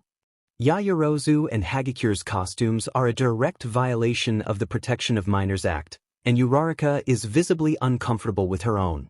Whoever designed their costumes deserve to be impaled on icicles and have their corpses put on public display as a warning to those who wish to sexualize female minors. Those standing near to Izuku quickly stepped away, though an avian-like shadow being that emerged from Fumiko's cloak gave a thumbs up and a loud noise. All Might cleared his throat. Right, anyways. Welcome to Ground Beta, everyone. This is where you will learn the basics of pro-heroism and how to maintain justice for the people you will serve. Ida Tenya shot a hand into the air. All Might Sensei. Will we be doing city-wide maneuvers as part of the exercise? Not quite, young Ida. In fact, All Might's general ineptitude as a teacher came to light, as the students saw this as open season to bombard him with questions that the man found himself quickly inundated with. How are we going to grouped or paired? How will we be graded? Will the worst performing group be expelled? Does my cape look très chic? Wait. All Might boomed and the onslaught ceased. Not so fast. I don't have super hearing. Let me explain the exercise we're doing today. Izuku was far from impressed, even more so when the symbol of peace actually pulled a pamphlet from somewhere and began reading off of it. The battle trials will see the class split into two groups, heroes and villains. Every team will comprise of a pair, and you will face off another team in an enclosed setting at a time limit. The goal of the villain team, in this exercise, is to safeguard a bomb for the entirety of the time limit and/or incapacitate the hero team before the limit. The hero team's goal is to secure the bomb and/or incapacitate the villain team before time's up. The pamphlet disappeared to someplace. We will determine the teams by lots. I know that some of you might have already made friends with one another, but in the real world, you don't always get to choose who you work with. After a few minutes of drawing lots, the pairings were decided. Team A, Midoriya Izuku and Yaoyorozu Momo. Team B, Shuji Mai and Todoroki Shudo. Team C, Ida Tenya and Kaminari Denki. Team D, Aoyama Yu and Ishido Mina. Team E, Sadu Rikido and Uraraka Ochako. Team F, Jirakyuka and Kudakuji. Team G, Tokoyami Fumiko and Azui Tiu. Team H, Ojiro Mashireo and Hagakure Toru. Team I, Kirishima Idru and Shiro Hanta. With that settled, we can now determine the factions. Again, this will be done entirely at random. As All Might busied himself, Izuku heard footsteps approach. Midoriya-san. Yaoyorozu. I never realized that my original costume idea actually violated the law, Momo said. I can't thank you enough for rectifying it. Izuku grunted as All Might called attention back to him. Before the man were two boxes, one white and the other black. The white one had a H on the front, and the black had a V. From both boxes, he pulled out two ball, one with an and the other D. The first bracket will see Team A as the heroes and Team D as the villains. While the rest of the class went to a viewing room to spectate the upcoming battle trial, All Might led the two teams to an office building. Team D was allowed to enter first, while Izuku and Momo were given 10 minutes to strategize. What do you think our opponents intend to do? They will split up, Izuku replied immediately, looking ahead at the door. While there is no animosity between Aoyama and Ishido, I am fairly confident that they will believe that by splitting up, they can cover more ground. I hope that you are open to doing the same, Yaoyorozu. Split up. Yes. I am able to hold my own, and this exercise will be good practice for you to find your bearings. Your quirk is incredibly versatile, but you lack the confidence because this all new territory for you. Take this as an opportunity to learn your opponent's strengths and weaknesses. Momo didn't quite know how to respond to that. All Might's voice crackled in their communication devices. Team A, you may enter the building now.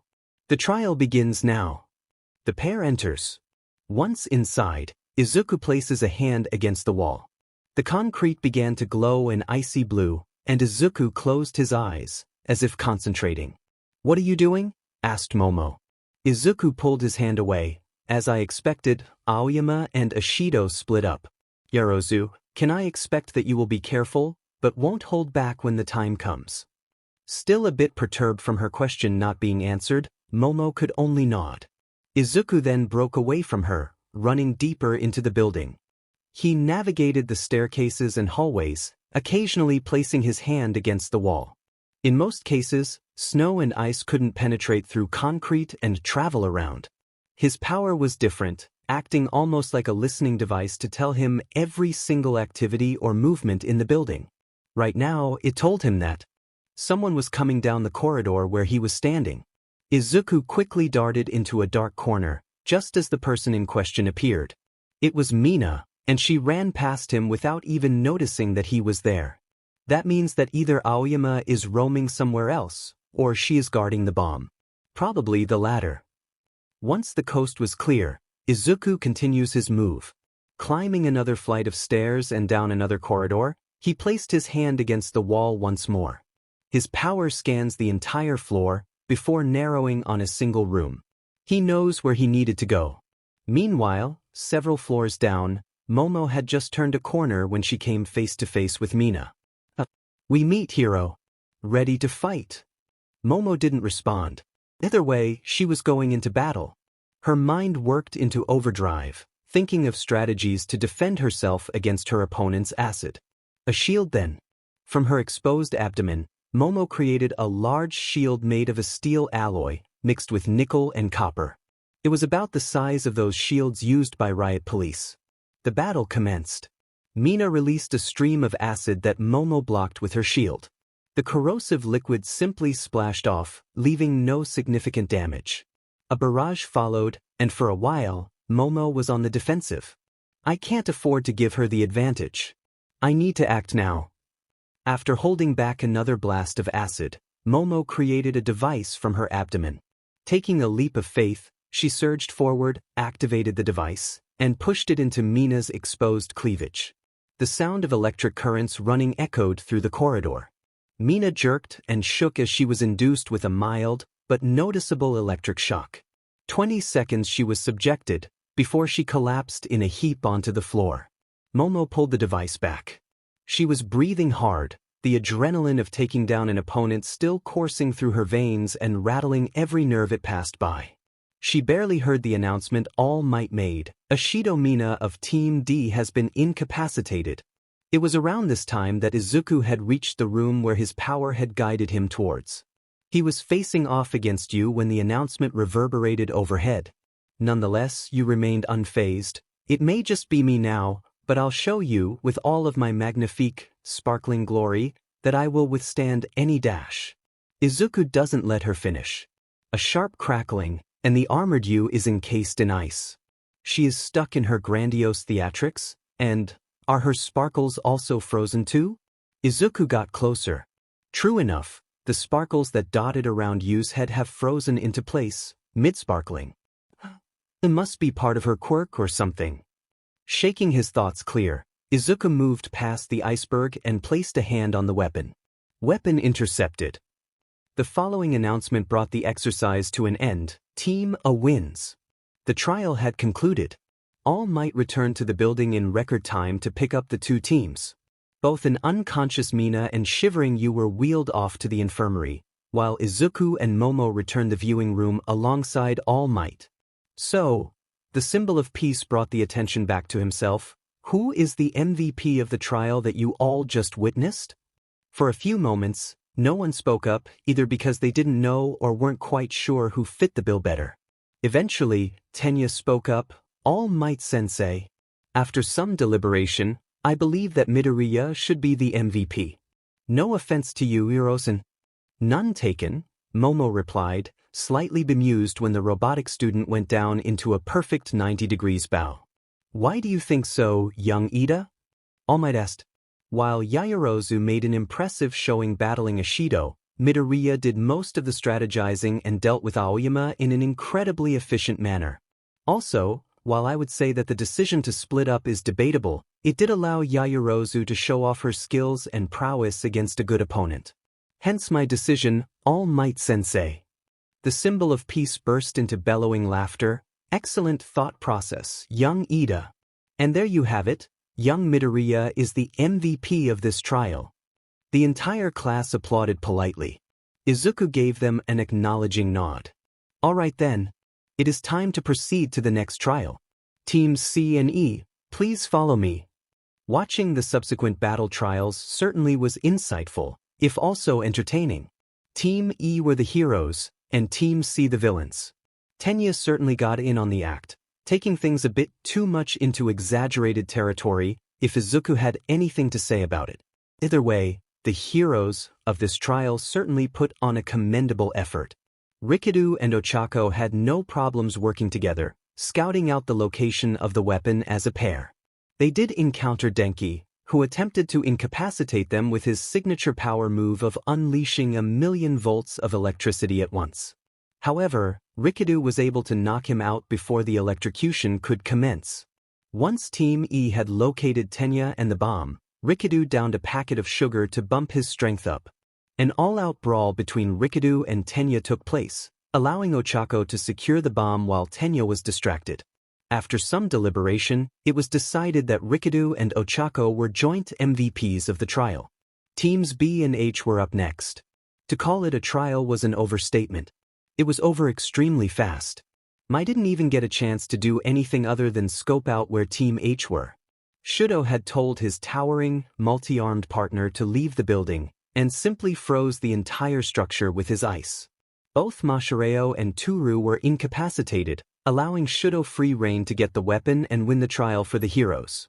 Later, once all four were back in the viewing room, All Might asked the class again, "Who do you think is the MVP?" The answer should have been clear. No one. All eyes turned to Izuku. "What do you mean, young Midoriya?" "No one is the MVP, not even Todoroki." No one expected what came next. Shuji might have used her enhanced hearing to scope out the villain team, but she was not able to do anything else because Todoroki froze the entire building, which by the way is excessive and unnecessary. It might have stopped the villains, but Todoroki had no regard for collateral damage. If this was real life, innocent civilians will be at risk. And this does not include the fact that Todoroki refused to work with Shuji to deal with the villains and intercept the weapon. He wanted to do everything by himself and achieve the goal without caring about his partner or the villains, which at the end of the day, are still his classmates. Can you imagine what will happen to Azui if she was one of the villains in the exercise? For those in 1A who remembered their biology lessons, it didn't need to be said about the adverse effects on Tsuyu's body should the temperatures suddenly plummet without warning. If Todoroki hadn't gone Lone Ranger on this exercise, perhaps Shuji, as well as Ojiro and Hagakure could have had a chance to show off their skills. So that is my answer, Sensei. All was silent for a moment, before All Might cleared his throat. Right anyways. Let's proceed with the rest of the trials. Izuku ignored the heated look from Shudo. The subsequent trial was an interesting viewing experience. All Might, rather belatedly, realized that with 9 teams instead of 10, one team did not have an opposing team to fight against.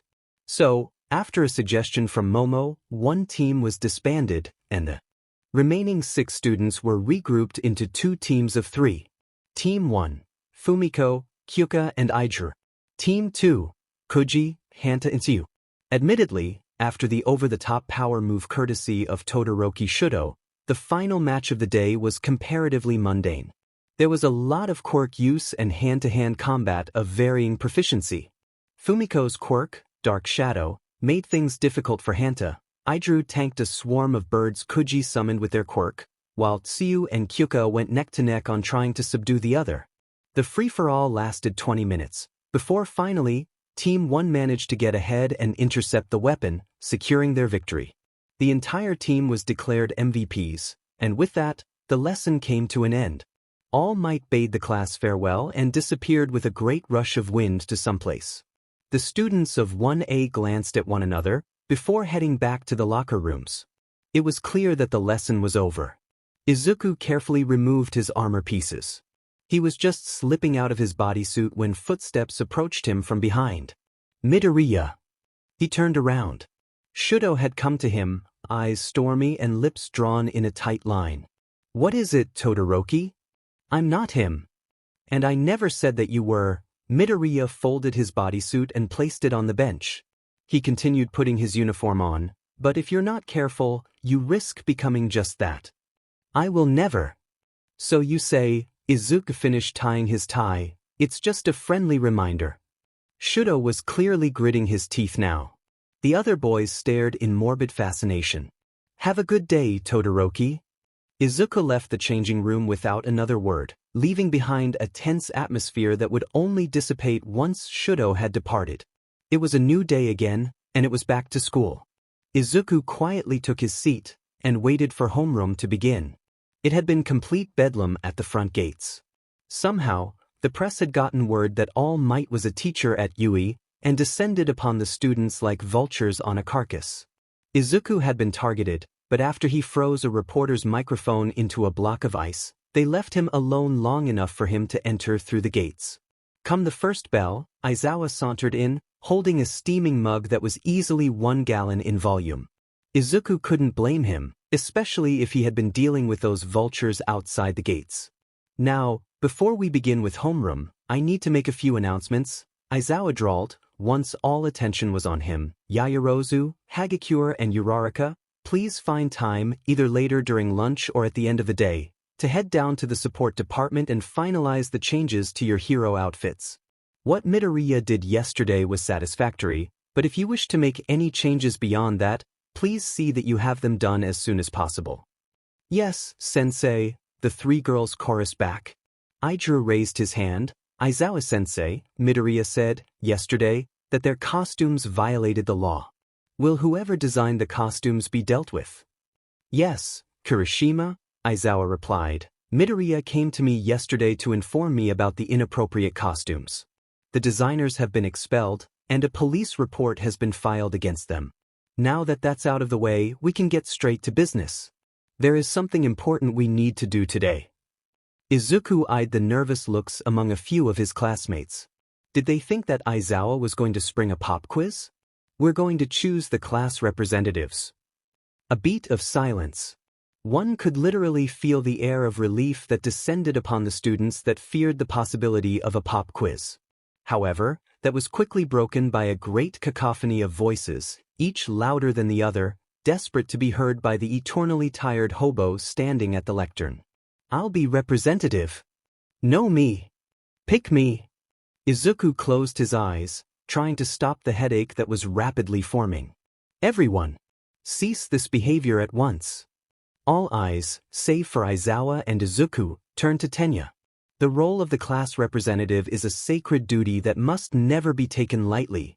The bespectacled robot chopped his hands. They are supposed to represent this class and look out for every single member of 1A. To see it as nothing more than a title is a shame upon basic decency. Dimenit, the headache had fully blossomed. We must uphold the values of fairness and elect our representatives through a democratic vote. But won't everyone just vote for themselves? Someone interjected. We've only known each other for a short time, Karo. Tsuyu added, how do we know who is the best choice? That does not matter. Tenya shouted. The final decision lies with the candidate with the most votes. He turned to Aizawa. Sensei, do you approve of this vote?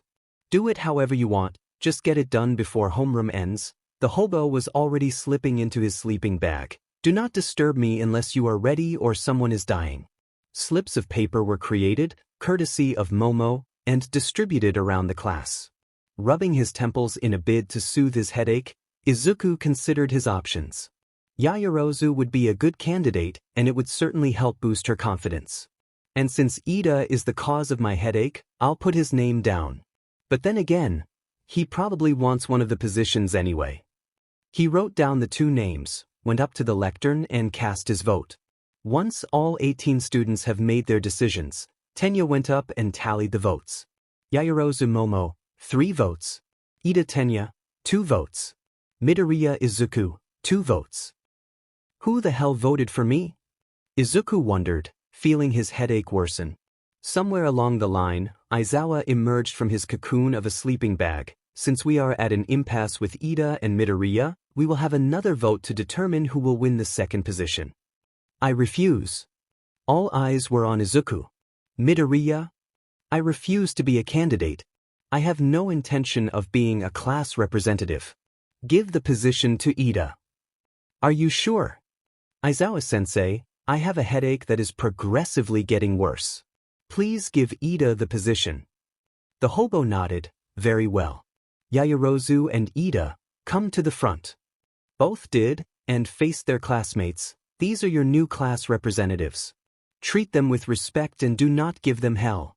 I promise to do my best, said Momo. Likewise. Tenya parroted. Aizawa turned to Izuku. Do you need to see Recovery Girl? The white-haired Ice King stood up and left the classroom without a further word. That was all the response needed. The Medi-heroine sorted out his headache quickly, though she advised him to avoid consuming anything cold as a precaution. The lunch bell was a welcome reprieve. Izuku sat his tray down, 1 extra large bowl of katsudon and hot milk tea, and dug in. Lessons had been a bit of a bore today, and any form of time away from the classroom was a welcome treat. Just as he was about to take another bite of his lunch, a loud alarm blared across the cafeteria. Attention students, this is a level 3 emergency. An intruder has infiltrated the grounds. Please evacuate to the nearest assembly points quickly and calmly. Izuku swallowed that bite, as absolute pandemonium broke out. While the students rushed for the exit, screaming and shoving one another to save their hides, Izuku continued his lunch as if nothing had happened. He did glance out of the window to see if there was indeed an intruder. It was only the press. Somehow, they managed to get in through the gates, but to him personally, no cause for personal alarm. Somewhere along the line, Izuku heard a loud voice that sounded like it came from Tenya, though he ignored it in favor of his drink. Then came a second announcement. Intruder has been neutralized. All students, please return to your previous activities. Izuku set down his empty cup. Taking his tray to the return point, he exited the cafeteria back to the classroom for afternoon lessons. Izuku never expected that the break-in by the press had a more sinister message. Then again, the revelation that the reason that the break-in happened was due to someone disintegrating the front gate was never made public to the students. The day itself had started so normally too. This afternoon, you all will have a special lesson on rescue training, Aizawa announced during homeroom. Being a hero is not all taking down villains and smiling for the cameras. Be it natural disasters or man-made calamities, people are going to get trapped and injured. It is the duty of pro-heroes to help these civilians and get them to safety. Rescue training, Izuku inwardly remarked. This ought to be interesting. Come dressed in your hero outfits and meet me by the parking lot behind Building A by the end of lunch. We will take the bus to the facility where the lesson will take place. Must be a big facility if the main campus does not have the space to house it. Anyways, Izuku finished his lunch earlier, got dressed into his hero outfit, and was among the first to arrive at the meeting point. Momo and Tenya were already there of course, as were Fumiko and Mai. The rest of the class trickled in over the next 10 minutes, before Aizawa himself showed up. Good, you're all on time, the hobo nodded. The bus will be here shortly. No sooner than a minute after, a self-driving bus rolled up and came to a stop before the class. Immediately, Tenya began herding the class into 2 rows, believing that he was adhering to the seating layout of the bus. Izuku would almost find it comical when the bespectacled robot realized that layout was far different, and physically deflated at his error. The class boarded at their own pace, Momo guiding a distraught Tenya to a seat and Aizawa boarding last. The doors closed with a hiss and off they went. Izuku settled down in his seat, ignoring the conversations around him and slowly drifting off. However, before he could fall into a nap, a finger prodded his arm. "What is it?" Tsuyu held a finger to her lip, a tick of hers. "Are you related to Todoroki? You too have similar quirks." "No, I'm not. We just have similar powers," Izuku replied curtly. Tsuyu nodded. "You are very cold, Midoriya. Does your quirk have anything to do with it?" "Yes, it does." Tsuyu never said anything else, knowing that the conversation was over. The rest of the journey passed peacefully. Izuku managed to catch that short nap before the bus came to a stop.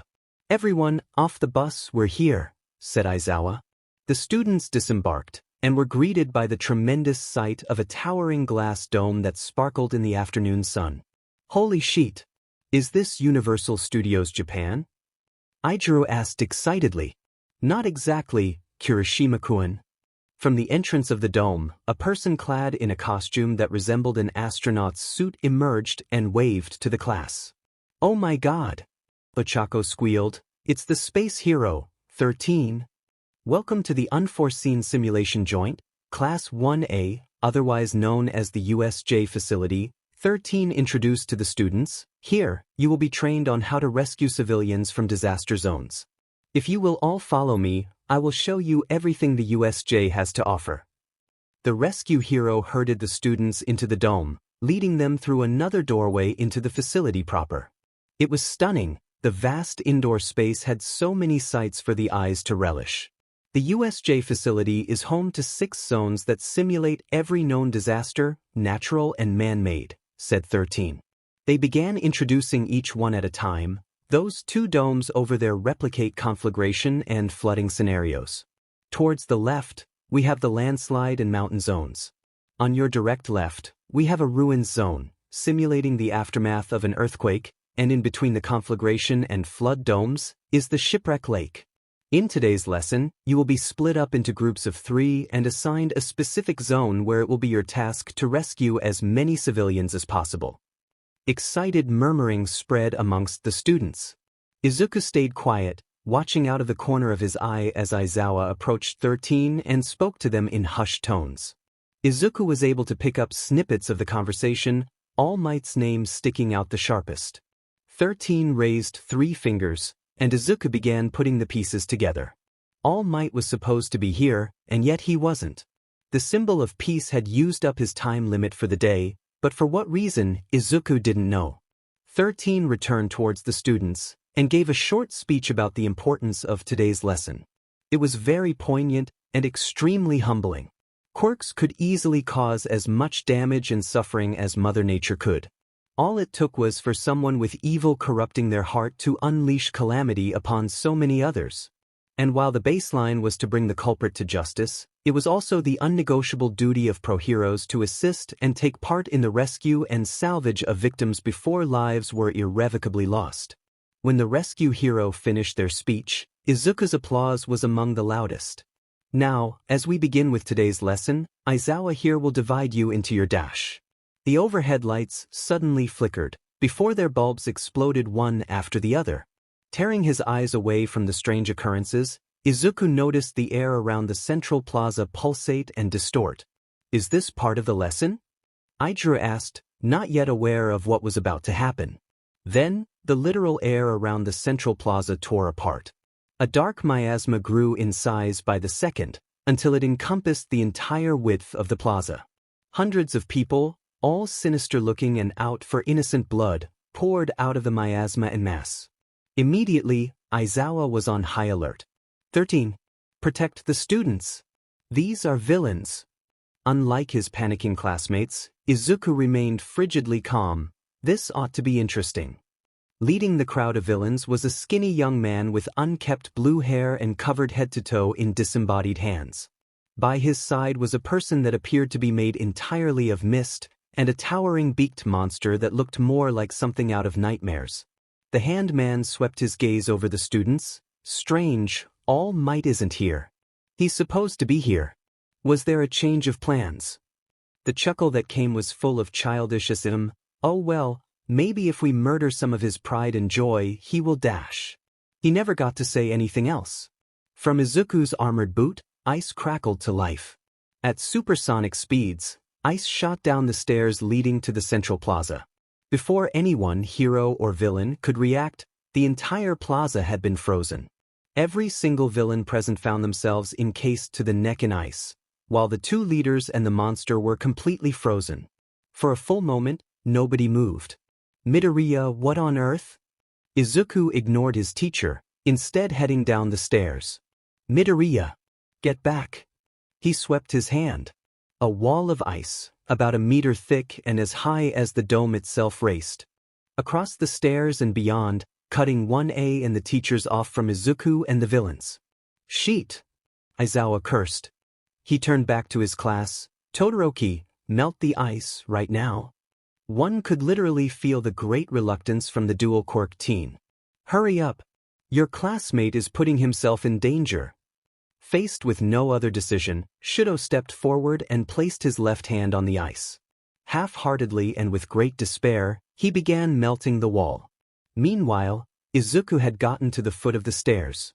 He made his way to the plaza, lazily eyeing the shivering and gasping villains trapped in his ice. He glanced at the two ringleaders and the towering monster.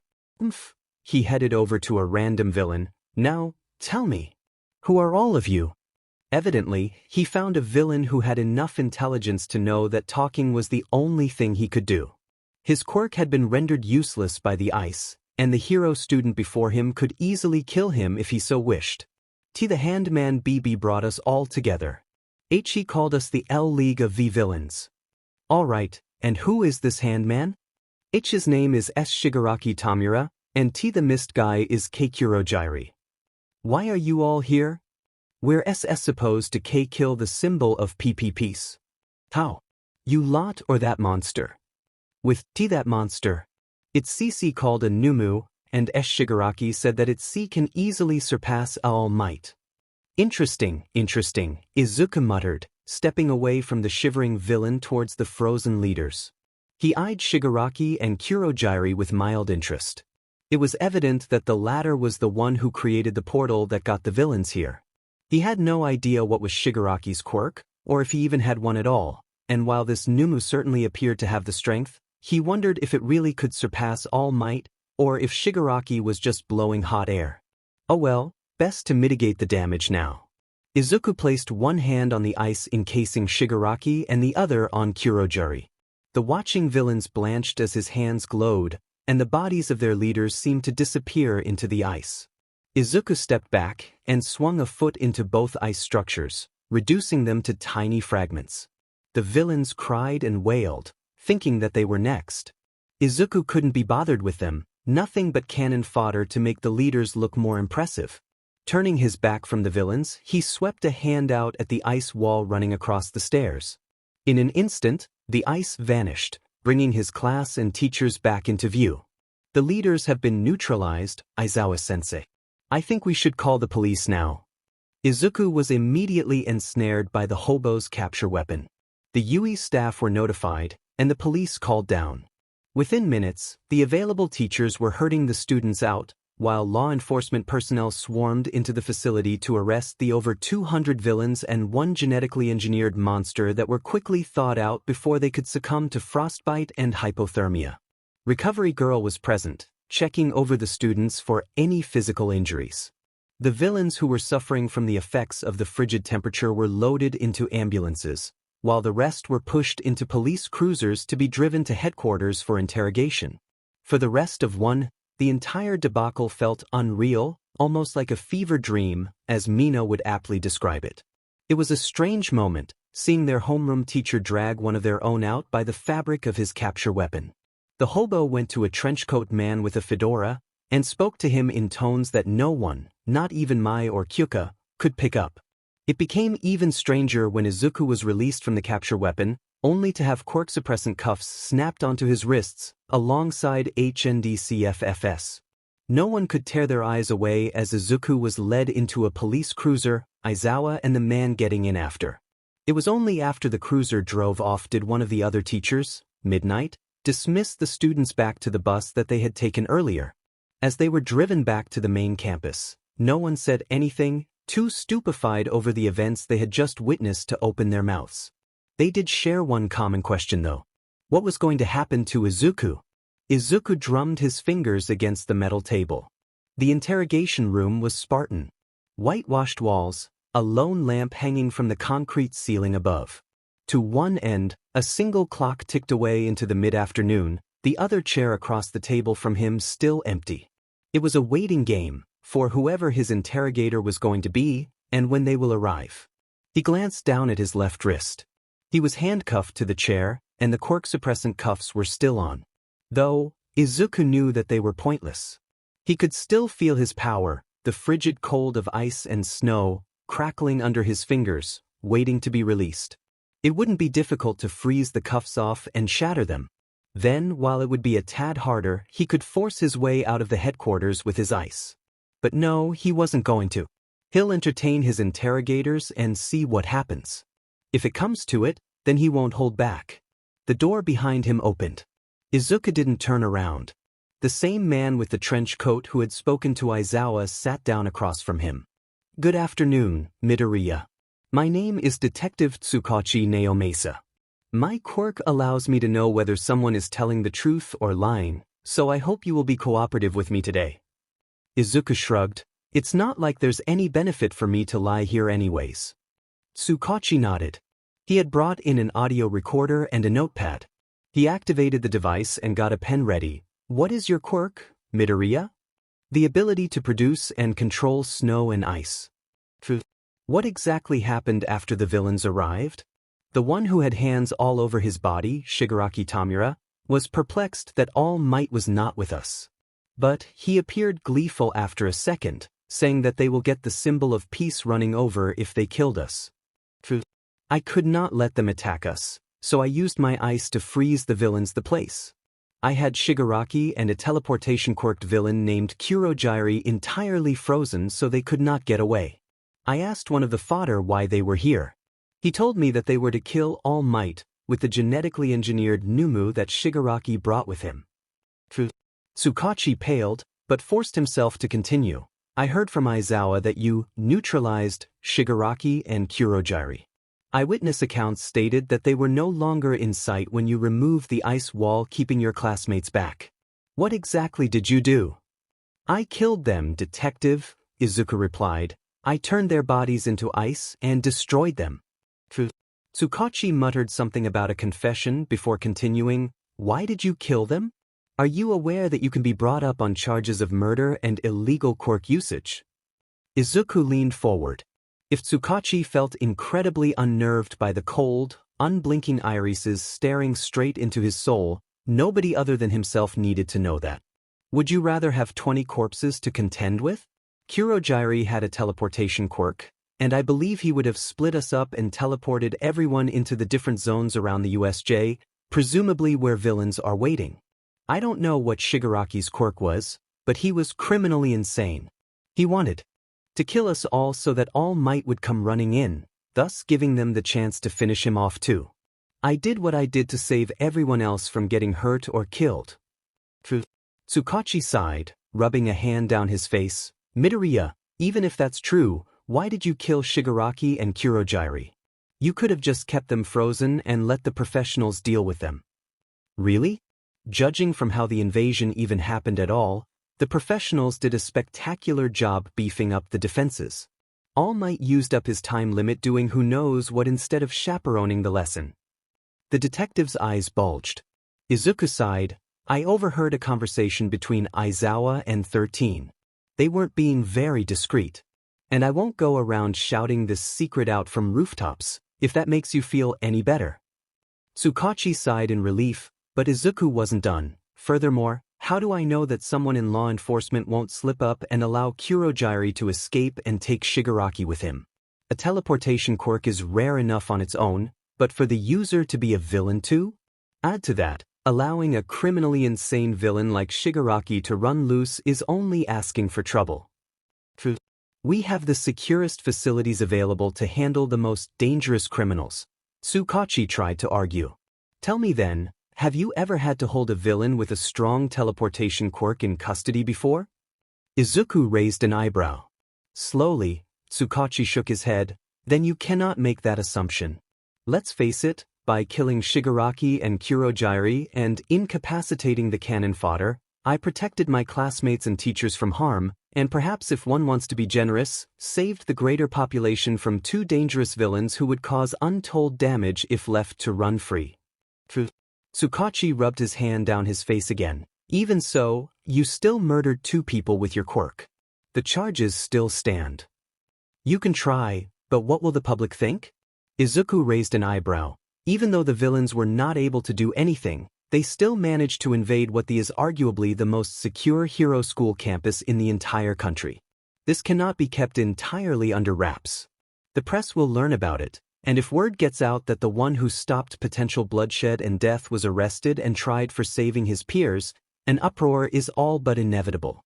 Do you wish to be at the front and center of the backlash? Tsukachi pinched the bridge of his nose.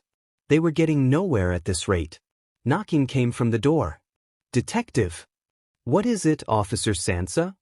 Principal Nezu wishes to speak to both you and Midoriya. Izuku's eyebrow raised again. What could the Chimera want? Let him in. The cat-headed officer nodded, opening the door wider to allow Nezu to enter. Tsukachi-kun and young Midoriya. I hope I'm not interrupting at an inopportune time? No, Nezu-san, you aren't, Tsukachi replied tiredly. The Chimera grinned and climbed onto the bench that Izuku was cuffed to. Are you all right, Tsukachi-kun? You look incredibly exhausted. Everything that Midoriya said is true, Tsukachi replied, and it won't be easy to press charges against him, since he did technically protect his peers and teachers from harm. Yes, I heard, Nezu nodded. We find ourselves in quite the conundrum, aren't we? What young Midoriya did counts as vigilantism, but we will face significant backlash once word gets out that the hero of the day had been arrested and charged for protecting innocent lives from certain death. If we were to stick to the books, we might come out of this debacle worse off than before. Izuku took silent vindication at seeing Tsukachi sag even further. However, if we engage in a compromise that satisfies the needs of all parties, I think that we can move forward from this troubling event stronger than before. I'm proposing that young Midoriya be placed on probation. He will be housed in Yui, where he can be monitored by myself and the staff at all times. That way, young Midoriya can continue his education and training to be a pro-hero, without having to worry about a criminal record hanging over his head. How does that sound, Tsukachi-kun? The detective looked conflicted, while Izuku remained completely expressionless. So what did Tsukachi decide in the end? Asked Aizawa. He agreed to the probational terms, as did young Midoriya. Currently, our Ice King is moving into a room that we've prepared for him as we speak. The eternally tired hobo nodded. Is there anything else? Yes, Aizawa-kun, there is. Whatever jovialness Nezu previously had melted away into seriousness, there is nothing wrong with following the rules, but sometimes, we need to see the bigger picture. Are you saying that my decision to have Midoriya arrested was a bad one? While he did break the law, it was to protect his classmates and his teachers. And yes, I am aware that this counts as vigilantism too. However, in the case of Midoriya, we must also understand emotions are never a factor in his thought processes. He is so logic-driven that it becomes a fault. I'm sure you know the saying, the ends justifies the means, for all that it is controversial and divisive. If it means that the villains are dealt with and no innocent blood is spilt, Midoriya will do whatever it takes to ensure that outcome, even if he resorts to murdering the villains. Aizawa raised an eyebrow. How does that make my decision a bad one? Nezu sighed. I fear that we might have lost a valuable ally in this debacle. Midoriya? Yes. As I said, Midoriya is logic-driven to a fault, which in this world of heroism, is a valuable trait to have, as much as I would like to debate that. Emotions may not be a factor, but he will be blind to not see your decision to have him arrested and interrogated as some form of betrayal. In his view, he was protecting the innocent, and what does he get for saving lives? Being treated like a criminal. He calls himself an Ice King, and rightly so. Whatever trust we managed to foster with him has completely evaporated after today's events, and it is highly unlikely that we will ever regain it. Aizawa considered his boss' words for a moment. Why are you so fixated on Midoriya? Despite his circumstances, Midoriya has been gifted a power that, with time, will rival the top heroes and worst villains of our time. And with the latter group, is where my concerns lie. If we completely alienate Midoriya, we risk him going rogue. He could cause the entire collapse of this country if he so wished, and he will feel absolutely no remorse whatsoever. We must prove to Midoriya that we are not his enemies, while setting reasonable boundaries. Otherwise, I fear for the existence of even the innocent when the blizzard comes. Despite it being a warm evening, the air in the office was numbingly cold. It was unusual, going to bed and waking up in a room that was not his own. The living space generously provided by Nezu was an old office that nobody had used for some time, quickly cleaned and refurbished to resemble a bedroom. The bathroom was just down the hallway for convenience. Still, it was somewhat jarring to be in a space that wasn't made of ice. The walls were painted in ordinary white, and floors comprised of polished wood. Izuku figured that he could do with a small makeover. Placing a hand on the wall, his power spread his ice across the white. Crystal snowflakes formed intricate patterns across the icy blue. He did the same for the floors, just without the snowflakes. This would suffice for now. The students were given Friday and the weekend off to allow the school to beef up their defenses to prevent a repeat of the USJ incident. Admittedly, Izuku found the 3-day break rather dull. He was prohibited from leaving the grounds without express permission from Nezu, and he was only allowed to utilize Gym Gamma as a place to get his exercise. He didn't have the means of a laptop or television, so he wandered around the campus, looking for something to entertain himself with.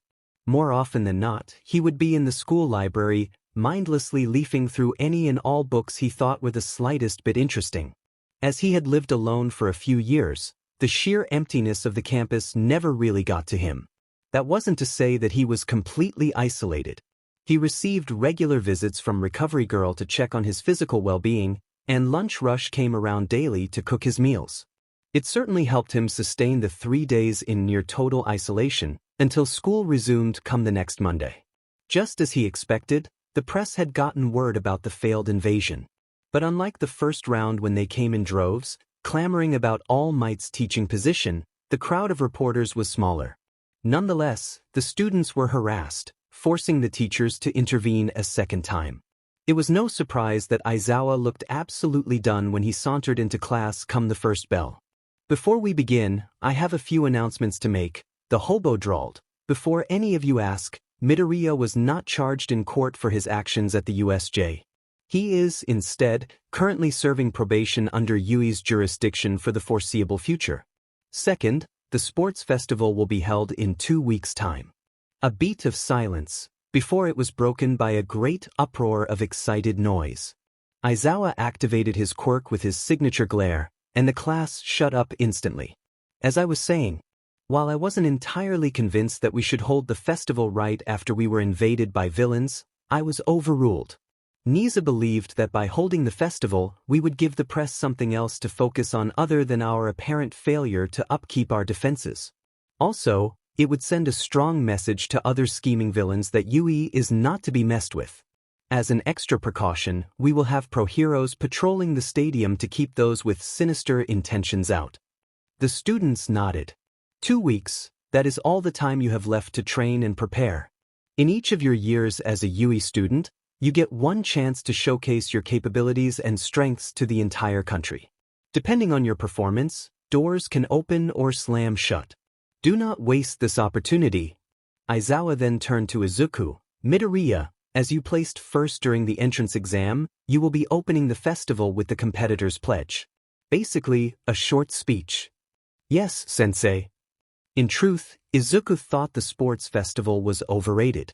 It was, effectively, glorified blood sports, a sanctioned event where students beat one another up until blood is drawn for public spectacle. While he wouldn't go so far as to call the whole event an affront to good taste, he just thought it was unnecessary. Have the students participate in a modified version of the Olympics or something, not gladiatorial games from eras past. There was nothing he could do though, other than to give his all. Ignoring all of the excited chatter from his classmates after Cementos dismissed them for lunch, Izuku got up and headed for the door. He opened it, and was met with several dozen pairs of eyes staring right back at him. It appeared as if the entire first-year cohort had gathered outside of one's classroom. Izuku blinked. "Excuse me, why are you all here?" "Out of my way, extras." Izuku stopped himself from rolling his eyes. Indignant shouts and curses echoed as an all-too-familiar bully pushed himself to the front of the crowd. Their eyes met, and a great hush descended upon the students. Breaths were held, waiting for something to happen. "Deku." "Good afternoon, Kaken," Izuku deadpanned. "How is general education treating you?" "You motherfucker!" Katsuki exploded, prompting the watching students to step back in fright. "It's all your effing fault.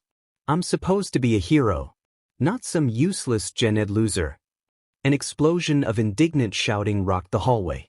Izuku, for his part, was unfazed. "So you haven't changed a bit. Why am I not surprised?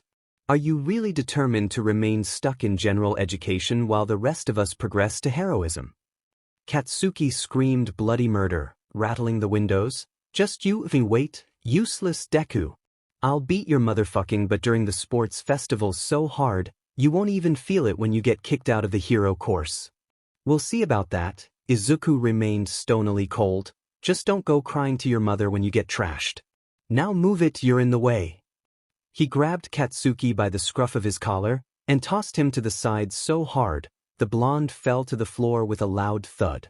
The spectating students parted ways for Izuku, lips drawn thin and eyes hard. He had wasted enough time already. He was sure the cafeteria queues were going to be bonkers by now. The advantage of being on probation in UE is the easy access to the training facilities once school had concluded for the day.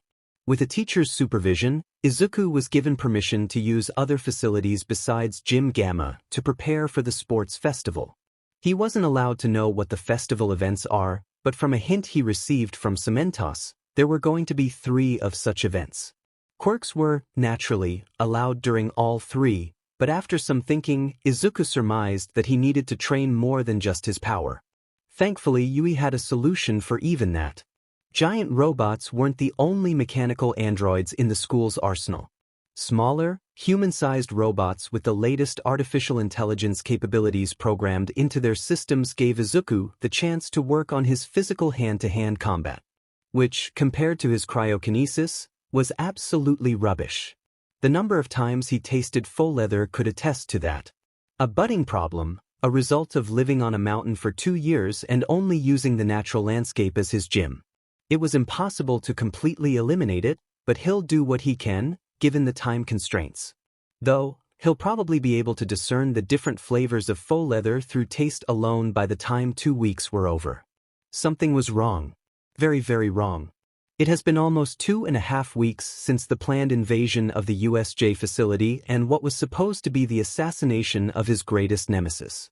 2 weeks since he sent Dr. Garaki in search for his 2 most loyal pawns, and consistently failed to receive word about their whereabouts. It has been 17 days since the blossoming terror known as the League of Villains has been reduced to a one-man army. He did not like this one bit. Things should not have turned out like this. The Numu was supposed to be his trump card, the very weapon that would expose All Might's weakness to the next generation of pathetic heroes. He knew that All Might could still win against his greatest creation, but not without exacerbating the injury he inflicted upon him all those years ago. Instead, his Numu gets taken away for examination by the police force. The invasion was rumored to not even gotten the chance to begin in the first place, and still no word of Tamura or Kurogiri. It was worrying incredibly so. And there was little he could do, still hooked up to life support machines. If only All Might had not reduced to him a mere shadow of his former greatness, he could be out searching for answers, and planning his revenge. Instead, he could only rely on that good-for-nothing doctor for updates, as he laid flat in his room, with only the whirring of said life support machines for company. Curse All Might, and curse whoever took his pawns away and set him God only knows how far back. Izuku stayed quiet, lost in peaceful meditation as his classmates chatted amongst themselves around him. The sports festival has arrived. 2 weeks of tasting full leather. It began with the slight metallic tang of the spray paint cover, then it shifted towards something that was vaguely sinewy, which becomes a little stronger if he stayed down long enough had gotten him somewhere. It remained to be seen how much it would aid him in today's events. Midoriya. He turned around, Todoroki. All eyes were on them now, the conversations fading. We are both evenly matched power-wise. However, I will prove to the entire country, today, that my ice will come out on top. A moment of silence, broken by a low whistle from Denki. Todoroki is going feral. Do what you will, Todoroki. Izuku turned away, ending the conversation right there and then. It was as clear a rebuff as any. One could literally feel the tension rise in the room. Shudo grit his teeth, ice beginning to form on his right fist. He meant his declaration of war seriously, and yet here his target was, treating him like some petulant child demanding attention. Hey, calm down will ya? Bless Idra's pure soul, we're all friends here. No need to go at each other's throats. I'm not here to make friends, Shudo spat coldly. I will prove to everyone that my ice will be enough to win. The tension was literally stifling, but Izuku remained completely unaffected. Eyes closed, he resumed his meditation, feeling the ice and snow within him swirl in a gale of freezing cold. The door slammed open. Everyone! Tenya called out, we're moving out now. Please get into 2 lines. Opening his eyes, Izuku got up. He slipped into the middle of the left line. Once everyone had gotten in formation, Tenya and Momo led them out into the hallway. Come a few minutes later, they arrived at the gate, where the students of 1B were already waiting. Nervousness replaced the stifling tension from earlier. No one said anything, waiting for the gate to open. It eventually did, a few minutes later. Presenting to you all, the first-year heroics department, classes 1A and B.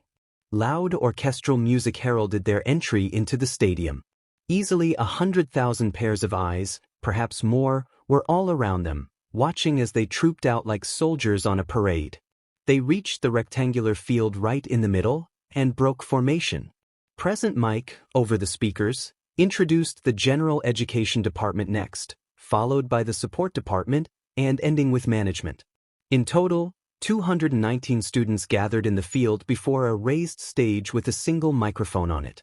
Somewhere along the line, the R18 heroine Midnight appeared and made her way up to the stage. She produced a cat o' nine tails WP from her belt and cracked it in the air. It is now time for the competitor's pledge. I present to you all, Midoriya Izuku from Class 1A. The country's attention were now on him. Izuku broke away from his peers, climbed the steps up to the microphone, and cleared his throat. Plus ultra. 2 words, that was it. Some expected a short speech, others thought that Izuku was going to harangue the crowds with a moving soliloquy about heroism. Everyone was proven wrong. He only spoke those 2 words, broadcasted it to the entire nation, and stepped back down towards his peers. A long silence stretched. Nobody knew what to say, let alone react. Thank you Midoriya Izuku for that admittedly short speech. Present Mike broke the silence after someone with a cricket quirk began making the iconic chirps. With that out of the way, we can commence with the first round of the sports festival. Namuri, it's all on you now. Thanks Hisashi. Now, little children, prepare yourself for some tension. Midnight pulled a lever which appeared from somewhere, and on a large screen behind her, a slot machine rolled for several seconds, culminating in the jackpot of a visual. The first round will be an obstacle course.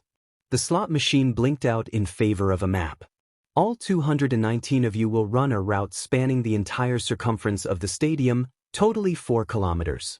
It's free real estate on quirk use, so long as you don't use your quirks to deliberately injure your opponents. Also, if you go off course, you will be instantly disqualified. Only the top 42 students will make it to the next round, so make sure to give it your all. The screen disappeared, and across the field behind Midnight, a large set of metal doors rumbled open to a dark tunnel. Get ready, children. Make sure to stay behind the line until flag off. There was a great rush of movement as the over 200 students rushed into the tunnel to gain whatever edge they could against their peers. Izuku followed at a more sedate pace, near the back. The last thing he wanted was to get caught in the absolute bottleneck that was about to happen. And it wasn't as if he didn't have a plan that was going to win him this round to begin with. The countdown reached the bottom, and chaos ensued. While his peers crashed into one another in a complete mess of a start, Izuku was already moving. His power burst from his back in the shape of his wings, and he was airborne. Shooting straight through the tunnel, he flew out into the light and quickly surpassed Shudo and Katsuki, who had taken the lead for the first few seconds of the race. Midoriya Izuku of Class 1A steals the lead from Todoroki Shudo in a show of majestic flight. Will he be able to keep that lead with what is to come? Up ahead, Izuku spotted a huge army of robots, the very same ones used during the entrance exam, standing in wait for the students. As soon as they spotted Izuku, the robots swarmed towards him. Unfazed, Izuku pulled his power into his hands and attacked. Several robots fell out of the sky, encased in ice. Some exploded when barrages tore them apart, and others became statues after being immobilized. Either way, Izuku cleared through the first obstacle without breaking a sweat. And Midoriya Izuku breaks through with ease. If he can keep this up, this round will be in the bag for him. Ignoring present mixed commentary, Izuku carried on. Several hundred meters ahead, the second obstacle came into view. It was a vast canyon, with several plateaus connected by rope lines. He couldn't see the bottom, though Izuku knew that the school would have least placed airbags to prevent anyone who fell from dying. Lawsuits were aplenty if they failed to uphold this basic safety rule. Shooting over the canyon, he continued on his path. Another few hundred meters later, he came up to a large dirt field that at first looked so out of place that he had to stop and investigate it. Lowering himself down, Izuku inspected the dirt. He noticed some slightly raised circles within the dirt, and instantly he knew what they were. This was it. Minefield. Still, not a noteworthy obstacle for someone with flight. Izuku rose up again, and continued on with the final leg of the course. The stadium came into view after a few minutes, and present mixed commentary grew louder. He saw a set of metal doors slide open, and he shot into a tunnel. The light at the other got closer and closer, and he flew straight through. With that, Midoriya Izuku is the first to return. Let's have a round of applause for our victor. As applause echoed across the stadium, Izuku touched down onto the concrete field. He glanced towards the screen. Most of the students were just clearing the canyon, while Shudo and Katsuki were tackling the minefield. It would probably be several more minutes before anyone else returns. Izuku sat down, crossed his legs, and closed his eyes. Ignoring present mixed commentary about the other students and the noises of the spectators, he slipped into his inner quiet, where he could be one with the snow and ice that swirled within him. Snow began to fall all over the field, though not everyone noticed. Most were too busy watching Shudo and Katsuki fight neck to neck to cross the finish line first. Shudo managed to beat the explosive blonde by a hair's length and returned to a stadium where snow was beginning to accumulate on the field. Over the next few minutes, the rest of the students poured in. When the last one crossed the finish line, all of the snow on the ground rose and swirled around Izuku like a blizzard. The frozen water shot into the air and exploded into a shower of sparkling lights that rained down upon students like glitter. You was especially happy. Welcome back, little children. Midnight called the attention back towards her. Hope you all had an exhilarating time running through the course. Here are the rankings. The screen from earlier reappeared, showing the list of the top 42 students who made it across the finish line first. Congrats to those who made it to the next round. As for the rest of you, don't be too blue, there is always next year. With a bit of luck and perhaps more rigorous training, you'll break through like a champ. Now, please vacate the field so that we can proceed with the second event. The top 42 of you, please gather around. The lever appeared again, and Midnight pulled it. The slot machine rolled, before coming to a stop. The second round will be a cavalry battle. The screen switched to a visual of several UE teachers in a specific formation. For this event, you will be in teams of 4 to 5. One of you will be the rider, while the rest supports you as the horse. The visual switched back to the rankings, but with an extra column. Based on your placing from the first round, you will be given a headband with a certain number of points. The goal of your team is to accumulate as many points as possible while protecting your own. Keep in mind that only the top 4 teams will progress on to the final round, so make sure to grab those headbands. Izuku nodded. That was doable. But Midnight suddenly cut in. That in of itself is boring as hell. Why don't we shake things up a bit? Suddenly, she pointed straight at Izuku. Midoriya Izuku, because you came in first during the obstacle course, your headband will be worth a whopping 10 million points. Silence. Also, to make things even harder, Midoriya will be forced to participate all by himself. He is not allowed to form a team with others, and his flight is restricted to a PRD of 10 seconds each time. How's that for a challenge?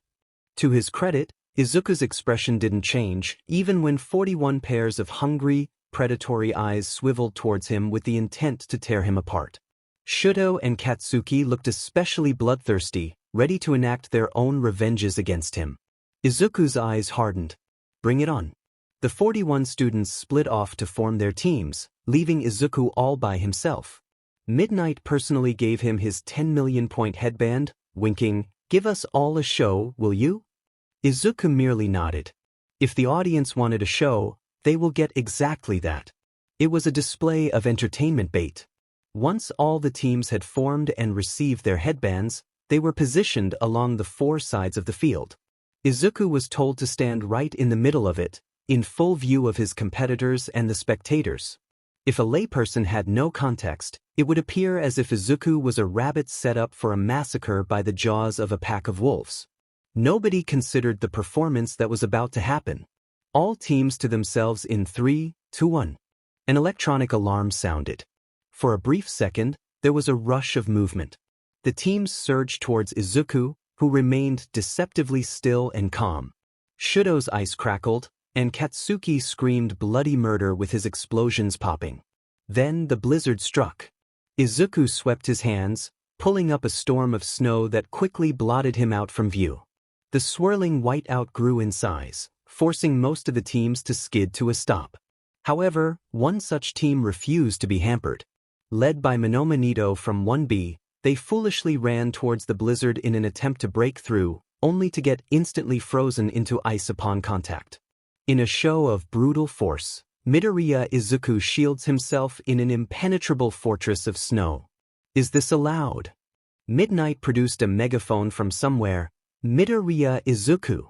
You have 10 seconds to do something else, otherwise you will be forced to forfeit this round. In the center of the blizzard, Izuku's eyes hardened. Very well then. Suddenly, streams of snow burst out of the spinning column like tendrils. They surged towards every single team, including Monoma, and plucked their headbands right out of their heads. The snow took the headbands back into the swirling blizzard, disappearing from sight. It happened so fast, no one had the chance to even react. Midoriya Izuku is single-handedly plucking his rivals' headbands like cherries. And the blizzard is still blowing strong. Can literally anyone do anything at this point?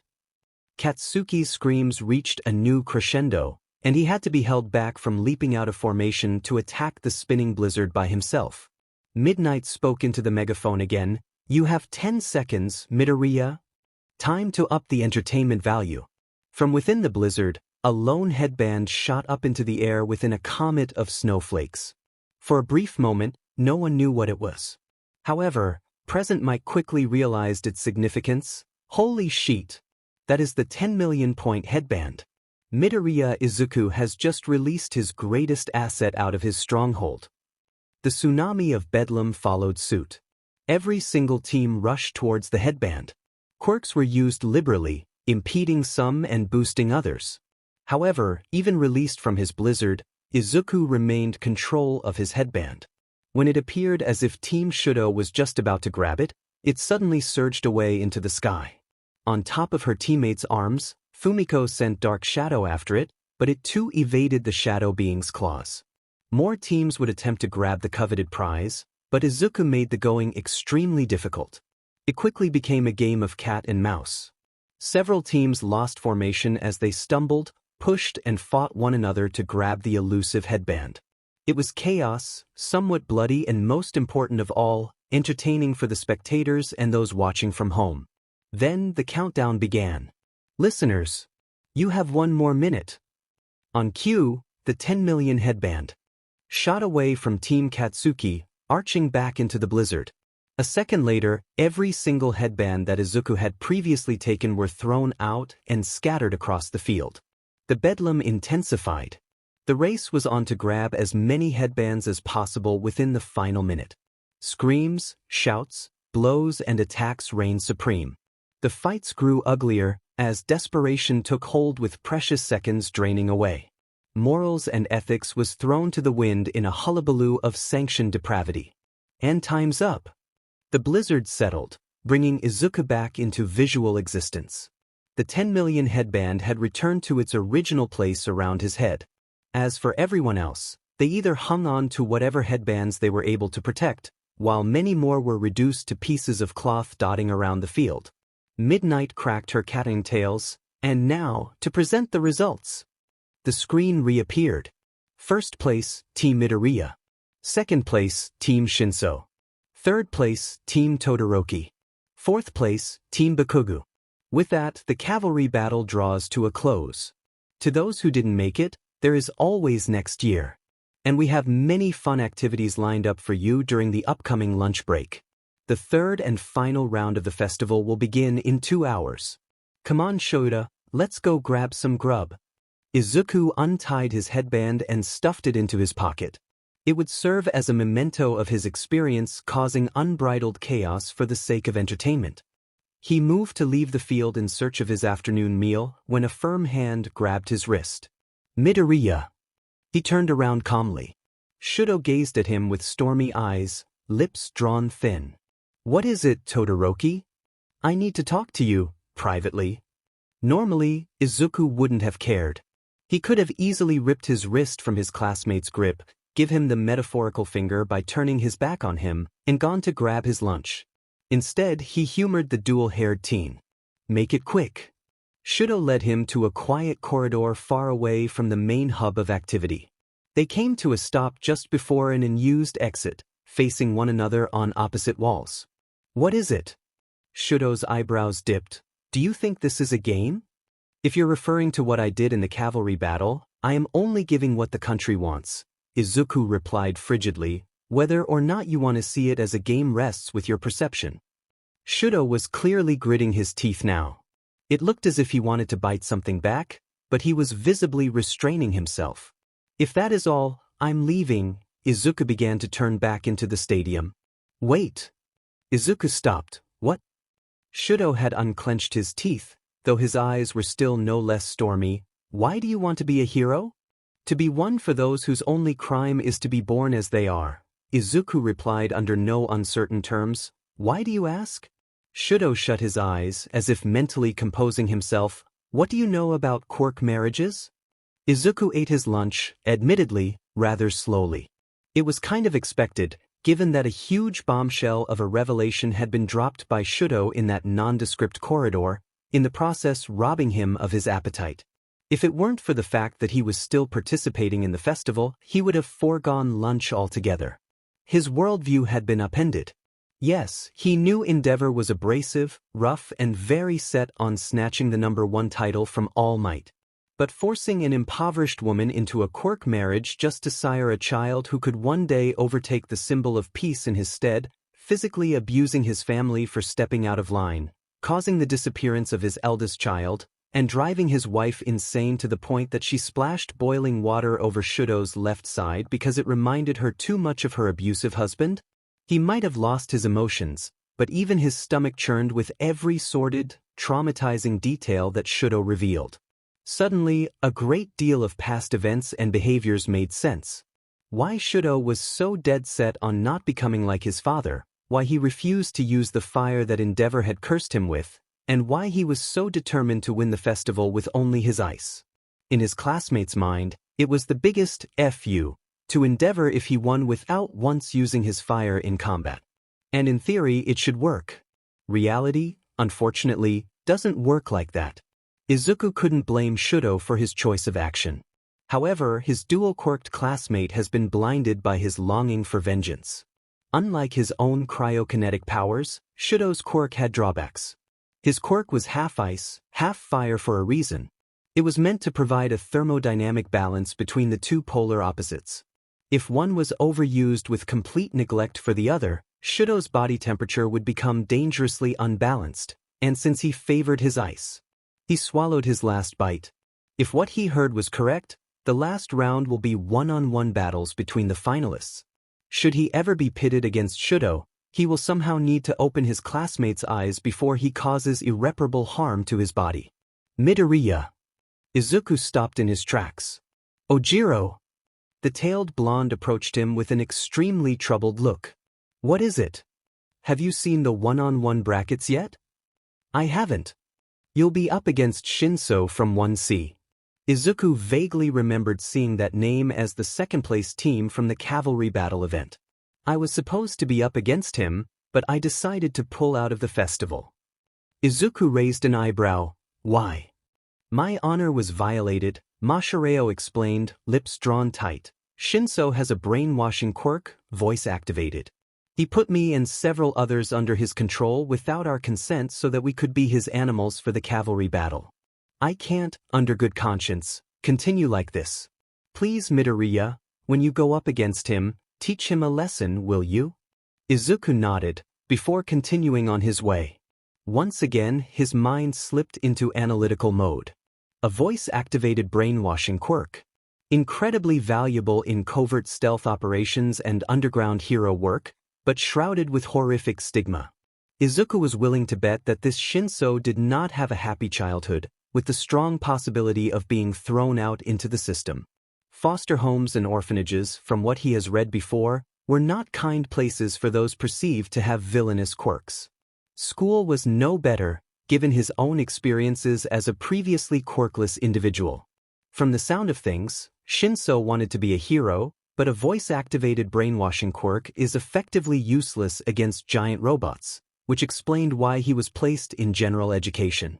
Also, him doing whatever it takes to win the sports festival and get bumped up into the heroics course was understandable. However, what Shinso was doing to achieve that goal was questionable, and doing no favors to win him respect from others.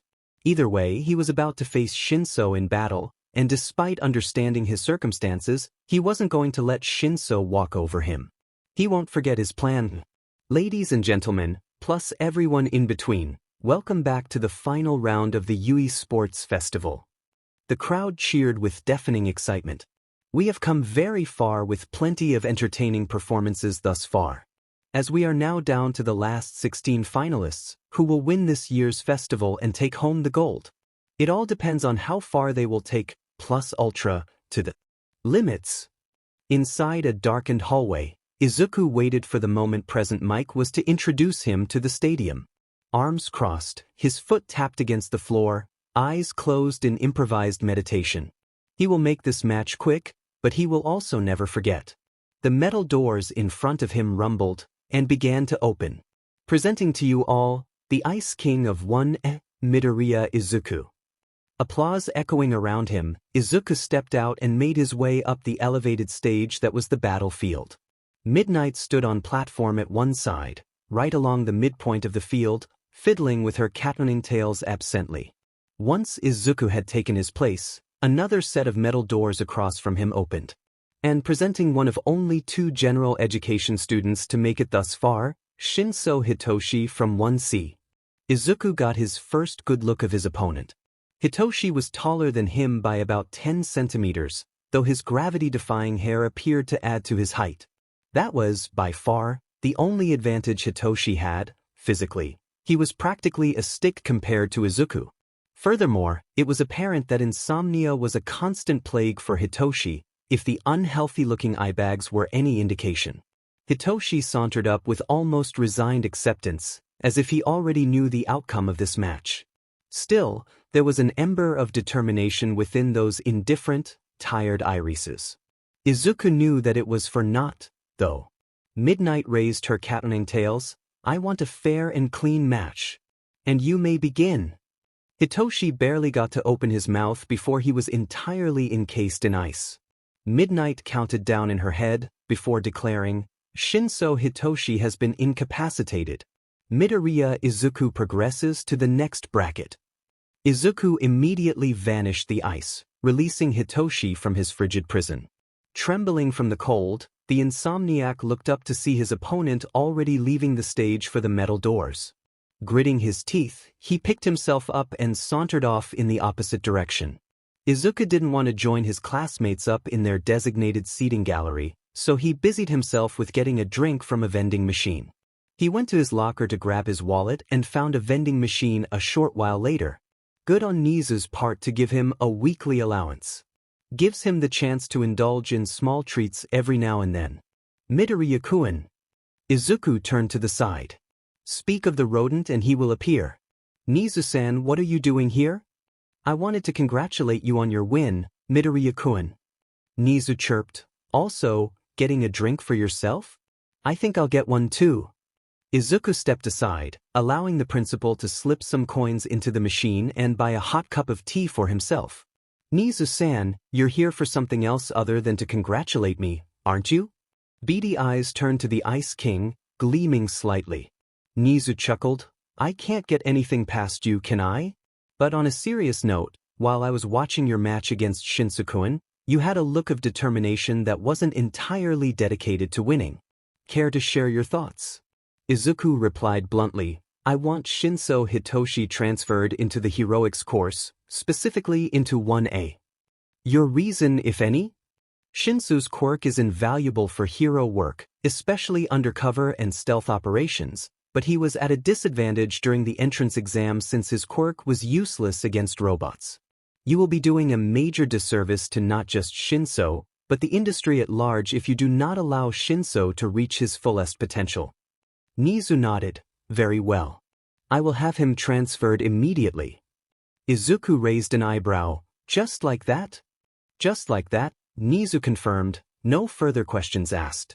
Partly because I agree with you, Midoriya-kun, that the entrance exam is unfairly biased towards combative quirks, and I am in the process of bringing the school board up to task with a complete overhaul, and mainly because I wish to use this opportunity to make amends.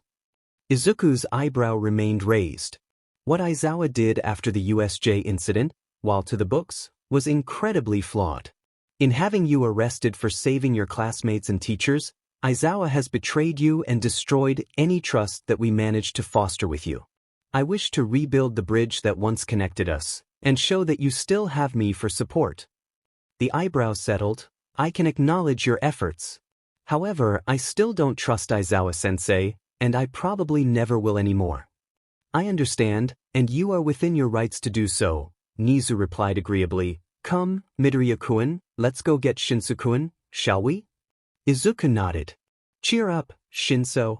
There's always next year. The lilac-haired insomniac resisted the urge to snap at his well-meaning classmate. He didn't want to hear their platitudes and pity. It wasn't going to change the fact that he lost, both his match and his chance to get into the heroics program. He didn't hear the cheers of the spectators as the next two finalists took their places on the field to duke it out. He heard the voices, cutting and harsh, from unloving parents and foster guardians. The mocking sneers and laughs of previous peers and classmates slicing at his fragile heart and soul, tearing his dreams and aspirations, branding him as a villain despite never having committed a single crime in his life. Dear God, they were right, weren't they? What was his villainous brainwashing quirk against those powerful, flashy, heroic quirks that completely overshadowed him? He would never amount to anything, his short performance can attest to that. He just a useless wannabe with a villainous quirk. Shinso Hitoshi? The entire 1C seating gallery fell silent. Hitoshi looked up and froze. Standing next to his seat were Midoriya Izuku and, more terrifyingly, Principal Nezu. Can you follow us, please? We won't take long. Oh, if dash. This was the end, was it? He was going to get kicked out of UE. He was going to get a Dming black mark on his already stained report, which will prevent him from enrolling into online courses. He was going to lose his future, nothing more than a life on the streets and resorting to crime just to survive. You're not in trouble. Nezu chirped, snapping him out of his downward spiral. "We just need you to follow us to a more private setting. There is something important we need to discuss." Still uncertain of his fate, Hitoshi got up from his seat and followed the pair out of the seating gallery. Into a quiet hallway they went, away from the main action. "Shinso-kun," Nezu began, "you've been dealt many bad hands in life, quite unfairly too, since it all stems from your quirk and the endemic bigotry that runs through our society today." Hitoshi was confused. What was the principal talking about? "You wanted to prove the naysayers wrong by becoming a hero. You participated in the entrance exam to take that next big step, but again, the bias and prejudice of society reared its head once more through giant robots, forcing you into general education." Why was Nezu bringing up his failure? The sports festival was your next chance. And even though you were eliminated, the door has not closed on you, young Shinso. Thanks to a strong recommendation from Midoriya-kun here, you will be transferred into the heroics program, effective from next Monday onwards. What? Hitoshi had to be hallucinating. Or dreaming perhaps. He must have fallen asleep at the seating gallery and he was dreaming this moment right now. "You will be posted into Class 1A, taking a spot vacated by a former student who was expelled for perverse behavior towards his classmates. This is your moment, Shinso Hitoshi. This is your chance to prove yourself. Your hero academia awaits you." Hitoshi did the one thing he was capable of doing right now. He keeled backwards and fainted. Consciousness came back to Hitoshi gradually. The first thing he registered is that he was lying on something soft. At first, his thought he was back in his room, that this was all just an elaborate dream, Principal Nezu coming to him to personally transfer him into the heroics program, everything. He would wake up in his squalid room, stuck in harsh reality, once again having to face an unloving foster family who took him in only out of necessity to qualify for welfare benefits. But then his mind realized, the mattress is soft, far from the ratty, concrete-like slab that he has been forced to sleep on for several years thus far. It was enough to jolt him completely back into the physical world. "Good to see that you're awake." His eyes whipped to the side. Izuku was sitting by the bed, expressionless, while Recovery Girl worked on helping Denki recover from short-circuiting his brain once more following his disastrous match against Shizuki Ibara from 1B. "Where am I?"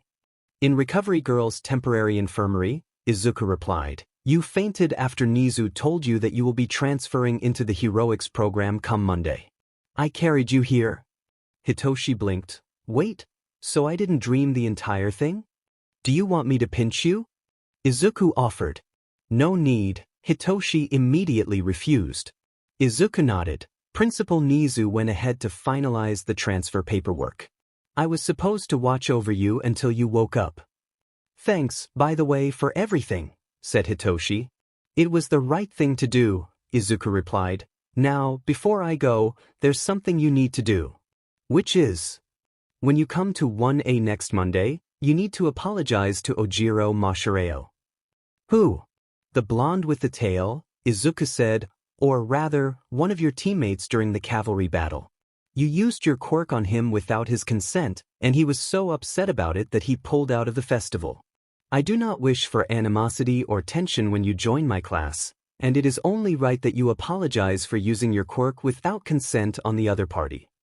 Judging from his rather clueless expression, Hitoshi had not even realized he had committed such a transgression. Nonetheless, he nodded. "Good, I'll see you around then." Izuku got up and left the infirmary, allowing Recovery Girl to come over and assess Hitoshi.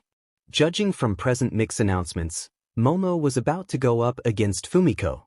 2 more matches and it will be the quarterfinals. He might as well join the rest of his class. As Izuku disappeared through the doorway, Hitoshi fell back onto the bed, heart racing.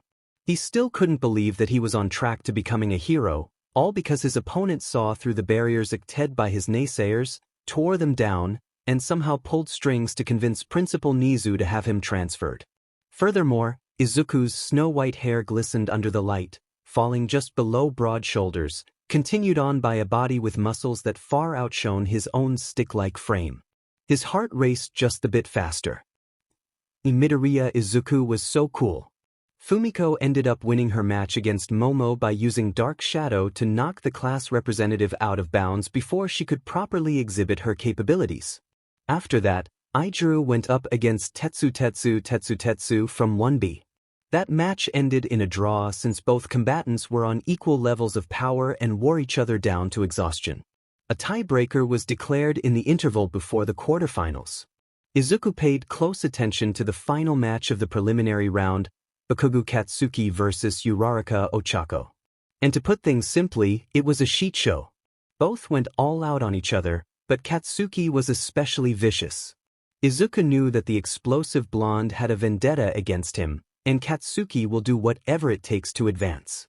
Even if it meant nearly beating Ochako to death. Present Mike was rendered silent by Katsuki's unusual bloodthirstiness. While Ochako put up a commendable fight, the explosions that rocked the stadium were so overpowered that Midnight nearly called the match off for the safety of both combatants. In the end, Ochako decided to forfeit.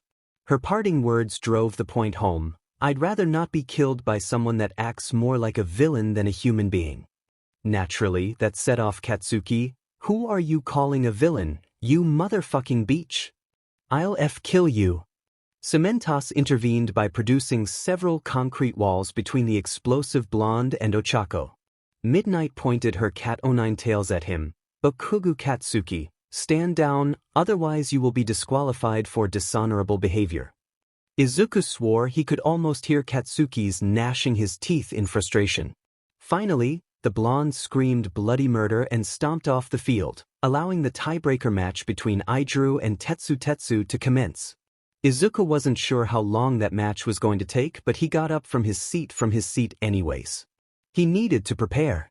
Izuku checked the quarterfinal brackets. He was up against Shudo, and his match was the first right after the tiebreaker and the short intermission that is to follow. All in all, he had about 20 minutes before he was due to step out onto the field once more. He knew that the match was going to be intense, so he best get himself into the optimal headspace, both to win the match and to convince Shudo to cease his petty, self-destructive pursuit of vengeance. Izuku leaned back against a wall, eyes closed as he slipped into deep meditation. He took hold of the storm of ice and snow spinning inside of him, reinforcing his control over his power. The hallway became colder as snowflakes began to fall around him. They danced around him in windless swirls, gently caressing his skin and trailing against his hair. Just like always, he was in tune with the frigid cold, until an unwelcome heat radiated towards him. Heavy footsteps approached. With his ice melting away, Izuku opened his eyes and turned to the source of the heat.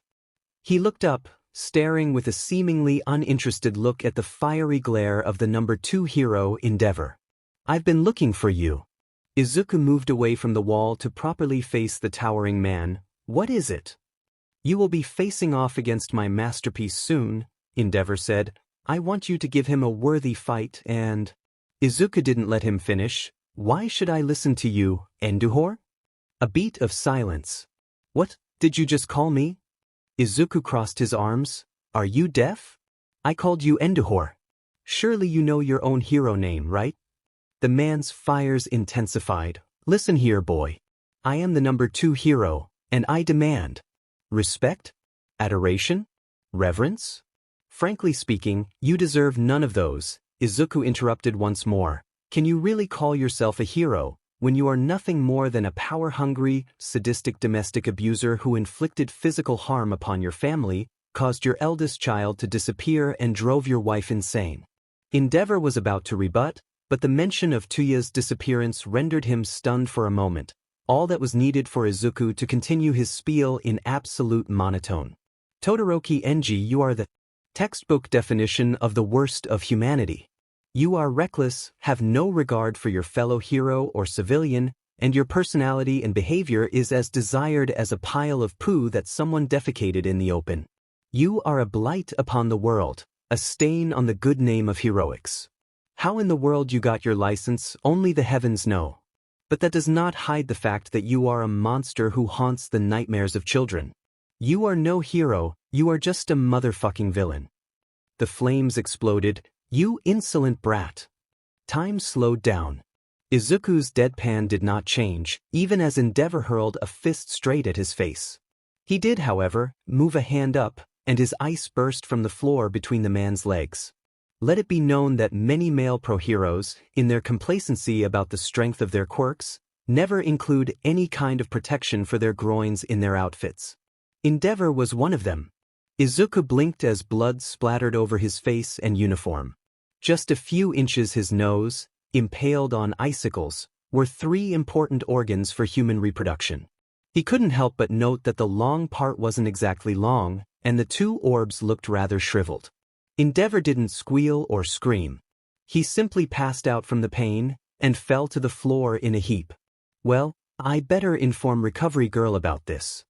Izuku turned on his heel and hurried down the corridor. Hopefully he didn't miss his match. It was a match for the history books, a clash between 2 Ice Kings, vying to triumph over the other and advance to the next bracket. It would be foolish for those watching live and from their screens to turn away right now. The son of Endeavor and the undefeated rising star facing off against each other in a duel of ice and snow was something not to be missed. This was evidently clear in 2 locations in different parts of the country. In the Todoroki residence, siblings Fuyumi and Natsuo sat before the television screen in quiet anticipation. The latter had returned from university to keep his sister company while they watched their youngest sibling participate in the sports festival. It wouldn't be accurate to describe the atmosphere as tense, but there was a sense of uneasiness. Both were very well aware of Shudo's vendetta against their father and his blatant refusal to use his left side. And thus far, his performance in the rounds and against his opponents, Shudo has remained stubbornly steadfast in his defiance. They didn't expect anything else with the upcoming match. Midoriya-kun also has an ice quirk, doesn't he? Said Fuyumi. It's incredibly strong, Natsuo remarked. Perhaps even stronger than Shudo's ice. Fuyumi played with her fingers, a tic she had when uneasy. Will Shudo overwork himself in this match? Natsuo grimaced, very well aware of the drawbacks. I really hope not. Elsewhere, in a seedy bar located in the bad side of Yokohama City, a heavily scarred young man with dyed black hair and skin grafts stapled to the patches of untouched skin was also watching the sports festival, idly holding a shot glass of vodka. Going by the pseudonym of Dabi, he too paid close attention to Shudo as he advanced through the rounds with just the ice on his right side, deliberately ignoring the fire of his left. Several other patrons tried to talk to him about the proceedings, but one snarl and a demonstration of his blue flames kept them away. He didn't want to be disturbed. He had to see for himself if Endeavor's masterpiece was going to run himself to the ground by remaining defiant of the monster who sired him and his siblings. He downed his shot glass and called for another. Either way, this is a match that was going to be incredibly riveting. Welcome back to the quarterfinals of the Yui Sports Festival, everyone. We are down to our last 8 participants, ready to go and eyes on the top prize. Izuku released a cold breath. He couldn't completely wash the blood off his uniform, but it didn't matter much. He was a teen on a mission right now, and a little blood was nothing compared to the absolute mayhem that he knew was about to come. The doors opened with a rumble. It is a clash of snow and ice, 2 kings battling it out in blizzards and whiteouts.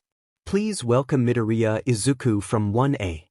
Izuku stepped out amidst applause and cheers. Across from him, the other set of doors opened. Give a round of applause to the son of Endeavor, Todoroki Shudo.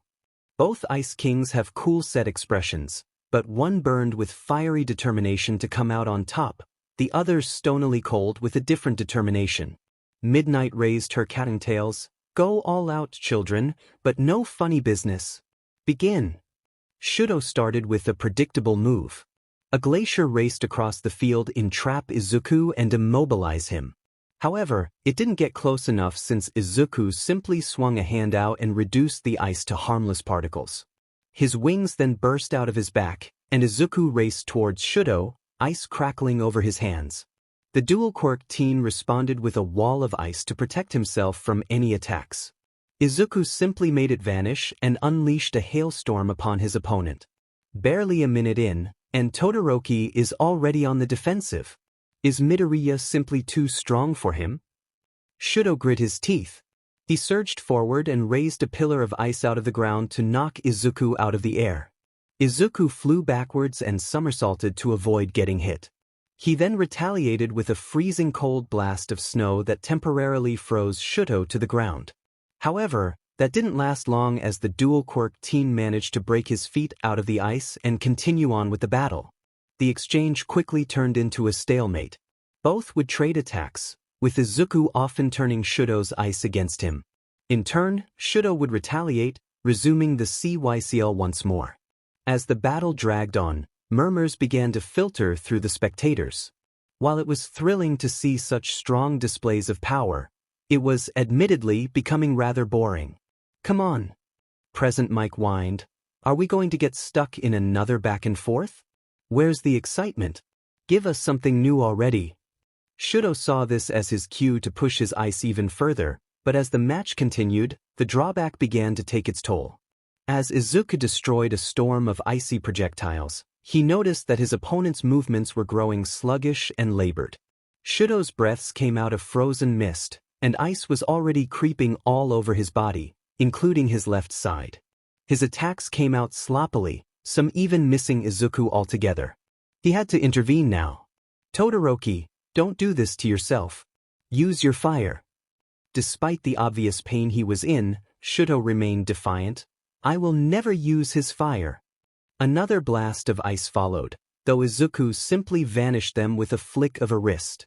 "You are playing right into his hands by being petty," Izuku continued. "You are letting his past control your present. You are merely hurting yourself like this." Shuto moved to attack, but with his body quickly freezing over, moving was almost impossible. He fell to the ground, shivering violently. "Did that BGMI buy you out? Did he pay you to trample on my hope that you will understand?" Izuku's cold irises flashed. Why would he buy me out when I had his reproductive organs ripped out of his groin? One could almost hear the record scratch to a stop. In another part of Mizudafu, Fuyumi's teacup fell from her hands and shattered against the hardwood floor.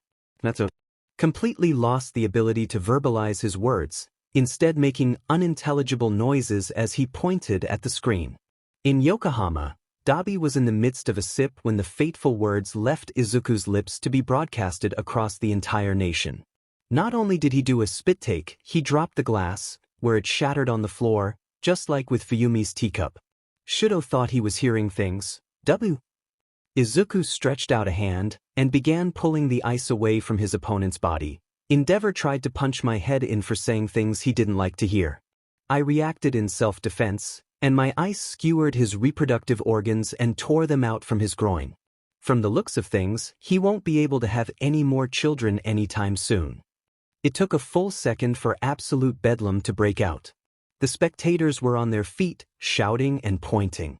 Present Mike tried to restore order to absolutely no avail. Social media exploded with tweets, posts and videos coming in by the thousands as the wider population reacted with a mix of horror, outrage and admiration at Izuku's alleged actions. Fuyumi had gone completely frozen, convinced that the tea she had been drinking was actually some kind of hallucinogen. The man of fire that she had feared her entire life defeated by a mere first year with an ice quirk? She had to be hallucinating, there isn't any other possible reason. Natsuo wasn't any better, but his reaction was more explosive. He first slid down from the sofa onto the floor. When the realization finally comprehended, a snort escaped his lips, followed by a giggle, then a chuckle, before it quickly escalated into full-blown laughter. It was a mix of manic joy and crazed delirium, high-pitched and breathless. If it weren't for the furniture in the room, Natsuo would have started rolling around the floor as he laughed himself into a frenzy. Dabi had no such reservations. Paying no heed to the other patrons, the scarred man laughed like a loon, rolling around the floor as the others watched with a mix of bemusement and stupor. Those who were regulars at the bar knew Dabi's intense hatred for Endeavor, so his rolling laughter was not unexpected. Still, they too were stunned that the number 2 hero was defeated by a mere first year. It was simply inconceivable, but the facts are the facts. Back in the stadium, Izuku wasn't done yet. What Endeavor did to you and your family is abhorrent, beyond villainous and absolutely evil. You have every right to longing vengeance and justice for the wrongs committed against you. But pettiness and defiance are not the answer. Endeavor will just see it as justification to hurt you even more. Don't deny your left side, you are meant to be half cold and half hot. Endeavor may have passed fire into you, but it is yours to wield. To save yourself and others with both fire and ice, that is the most effective FU you can give to Endeavor. Do not let your blood be your prison, Todoroki Shudo. Take control of your life and write your own path to heroism. It was a single spark before the explosion. Embers began wafting off Shudo's left shoulder, followed by smoke. Years of pent-up emotions roared to the surface like rising magma, and with a loud cry, Shudo ignited into a conflagration of hellfire. Izuku drew his hand back to shield his eyes from the blinding light of his opponent's fire. Amidst the roar of the flames, the spectators were shouting once more. Present Mike had long foregone trying to rein the crowd back into order and was screaming commentary like a child high on sugar. Watching the entire scene live on television, Fuyumi covered her slackened mouth with trembling hands. He did it. Midoriya actually got Shudo to use his fire. Natsuo stared at the screen from the floor and turned to his sister with hazy eyes. Fuyumi, I'm going to marry him.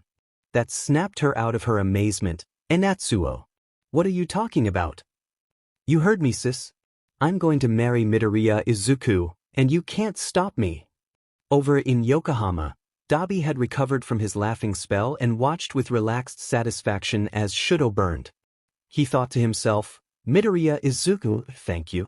You are a true hero. And back in the stadium, Izuku called out to his opponent. Feels good, doesn't it, when you're no longer holding yourself back? Tears streamed down Shudo's face, quickly evaporating from the intense heat. Why are you going so far? Heroes need saving too. And you deserve to be saved, Shudo. You're insane, you know that? You could have defeated me easily, but instead. I know, but even so, this is more satisfying than just winning outright. Shudo's lips spread into a manic smile. You do know that I now have an advantage over you, right? Fire triumphs ice after all. Izuku closed his eyes for a moment, and opened them again. So you say, Shudo. Before anyone could react, Izuku stretched out a hand, and unleashed a blizzard right at his opponent. Shudo was instantly frozen in a glacier several meters thick and higher than the stadium roof itself. The flames that roared from his left side were now entirely extinguished, steam rising up from the rapidly cooling heat. Izuku lowered his hand, and turned to Midnight. She raised her cat o' nine tails after a mental countdown. Todoroki Shudo has been incapacitated. Midoriya Izuku progresses to the semifinals. As soon as the match was called, Izuku unfroze Shudo out of the glacier. The sheer cold had knocked the dual-quirked teen out, his unconscious body falling to the ground once he was freed. Izuku went over and carefully picked his opponent up into a bridal carry. With a nod to Midnight, he left the stage, carrying Shudo to Recovery Girl's medical station for a dose of healing quirk and much-needed rest. After dropping Shudo off, he went back to 1's seating gallery to spectate the rest of the quarter-final matches. Admittedly, those matches were rather dull in comparison. Tenya won his match quickly by literally speedrunning Shizuki Ibara from 1B out of bounds. Fumiko took slightly longer to end Mina's sports festival run by baiting the acid producer to flood the stage with her quirk and then send her sliding out of bounds with a well-timed push. And while the match between Idru and Bakugo was extremely explosive and full of action, that got dull after a short while. With the fighting dragging out the minutes, Izuku tuned out the action and closed his eyes, hoping to pass the time by taking a short nap. Izuku was able to sleep for a short while, waking up once Bakugo had knocked Idru out with one overpowered explosion that not even the redhead's hardening quirk could endure. With that, the quarterfinals came to a close. Present Mike called for a short 15-minute intermission to allow Cementos to repair the field and give the semifinalists time to prepare. Izuku checked the brackets. He will be up against Tenya, while Fumiko would be facing off against Bakugo. He pitted the raven-headed girl. Dark Shadow worked best in environments with low light. Against Bakugo with his blinding explosions and loud noise? The match was pretty much in the bag for the explosive brat. Though, in retrospect, the same conclusion could be said for him too.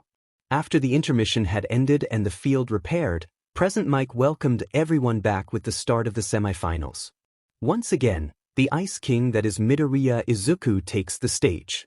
So far, he has defeated opponent after opponent without so much as a blink. Izuku took his place at his end of the field. Across from him, the doors opened, and Tenya strode out with fierce determination. Will Ice be able to trounce the speed of engines? Ida Tenya takes the stage as Midoriya's next opponent before the finals. Izuku inwardly grimaced. Sure, he was the favorite, but there was no need for Present Mike to make it so blatantly obvious. What happened to impartiality in a competition? To his credit, Tenya didn't appear fazed by the voice hero's inherent bias. Instead, he called out across the field, "May the best win." Izuku nodded to show his acknowledgement. Midnight squealed, "Such sportsmanship. Now, go all out, children, but no funny business." She cracked her cat-o'-nine tails and the match began, and ended a second later when Izuku unleashed his ice and froze Tenya in his tracks, immobilizing the taller team. After 10 seconds, Midnight cracked her cat-o'-nine tails once more. Ida Tenya is incapacitated. Midoriya Izuku progresses to the finals. As the spectators applauded, Izuku unfroze his bespectacled classmate. Despite looking visibly disappointed, Tenya went over and shook Izuku's hand firmly. "Good match, Midoriya." Likewise, Izuku nodded. Both students vacated the field. While Izuku went up to join the rest of their classmates in the seating gallery, Tenya went to a quiet corridor away from the main hub of activity. Now all by himself, the strong facade dropped from his face, and he sighed in disappointment. It hurt to lose, even though he half expected it with an opponent like Izuku.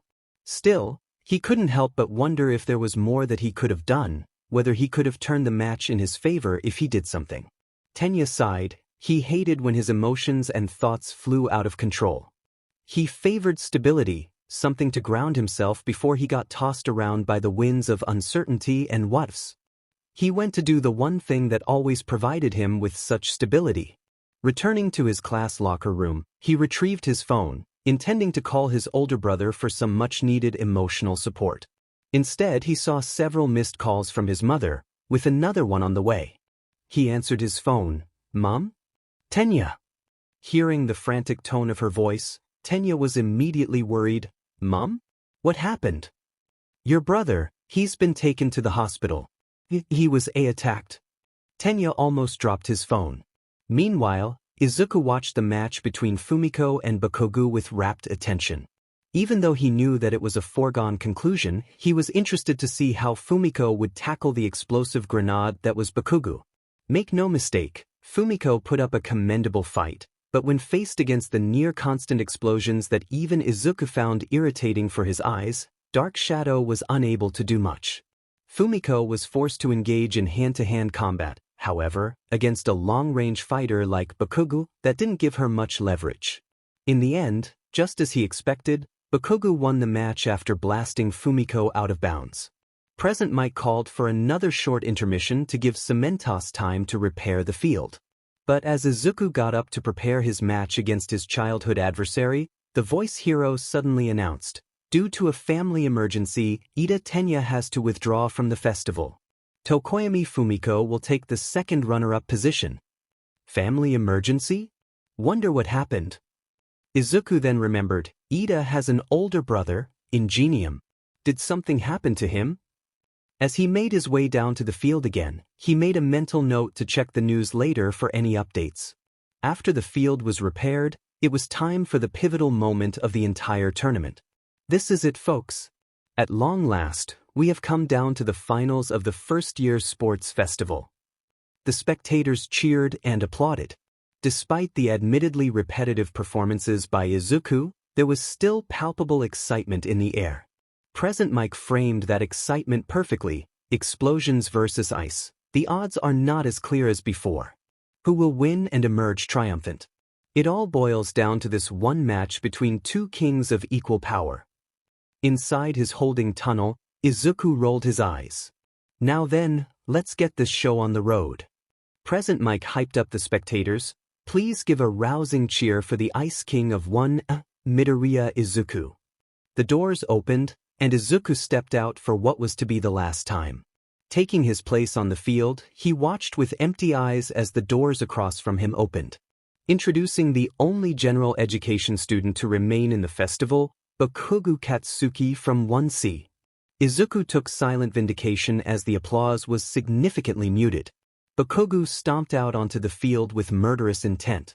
No doubt, the blonde was going to do whatever he could to ensure that Izuku was going to end up as a bloody splatter under his boot.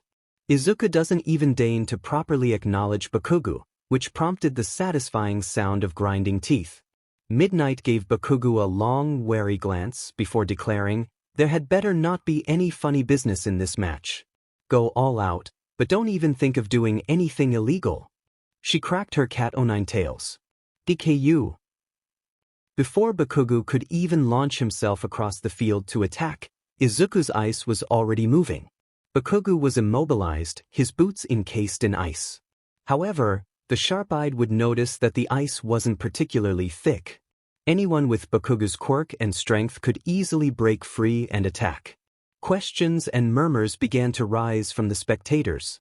Even more so, when Izuku turned on his heel and began walking towards the boundary line. What's this? Midoriya is jeopardizing his chances of winning. To the normal layperson, this would appear to be the case. But for someone like Bakugo, Izuku turning his back on him had another meaning. It was a clear dismissal that Bakugo was not worth Izuku's time or effort. Bakugo was just as important as a piece of gravel stuck to the sole of Izuku's shoe. Basically, Bakugo was a nobody to Izuku. And for someone with a massive ego like the explosive blonde, it was as if Izuku had spat on him. He saw red. "I will kill you." Screaming bloody murder, Bakugo broke free of the ice and propelled himself with his explosions. He had intended to grab Izuku and reduce him to a bloody pulp, rules and festival be dmed. He never got the chance.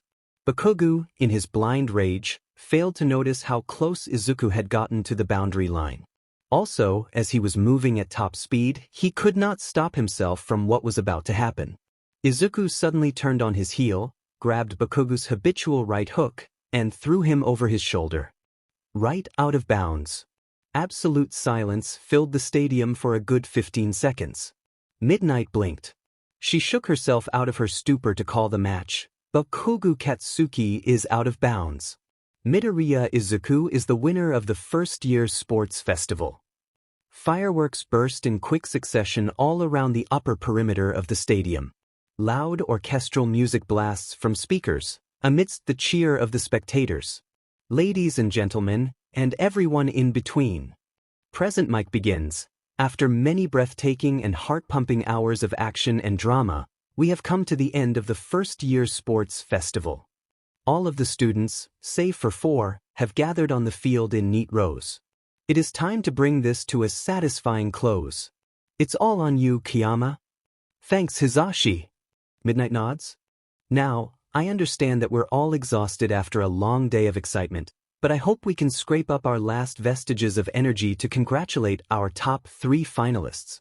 The spectators cheer. That's right. It's time for the awards ceremony. Behind the R18 heroine, a great blast of smoke and confetti rise from the ground, followed by a slight rumble. A 3-tiered podium rises, bringing the top 3 contenders into view. Most of the students, for lack of a better term, are gobsmacked. What the F dash? Kyuka eloquently summarizes the general feeling. Very few pay attention to Izuku and Fumiko. Most, if not all, eyes are on Bakugo. The explosive blonde is literally restrained against a concrete pillar, muzzled like a rabid dog and hands secured with cork-suppressant cuffs and a giant padlock-like mechanism. Bakugo thrashes against his restraints, screaming unintelligibly.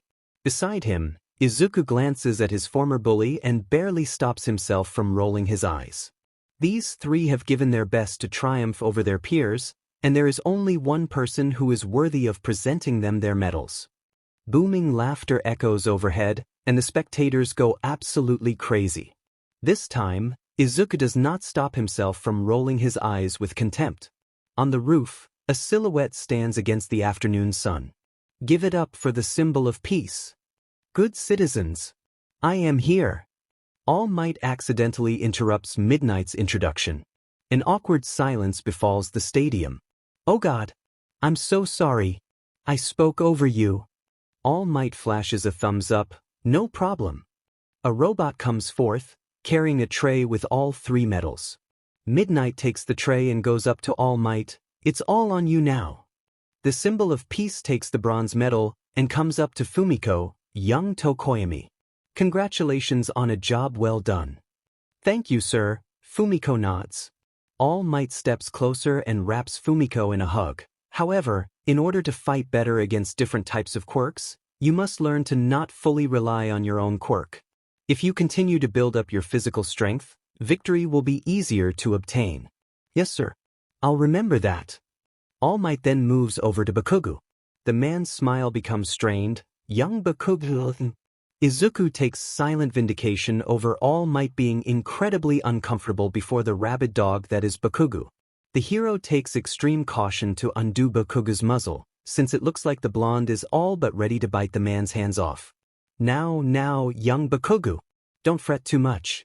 You win some, and you lose some, says All Might. Take this as an opportunity to further improve yourself.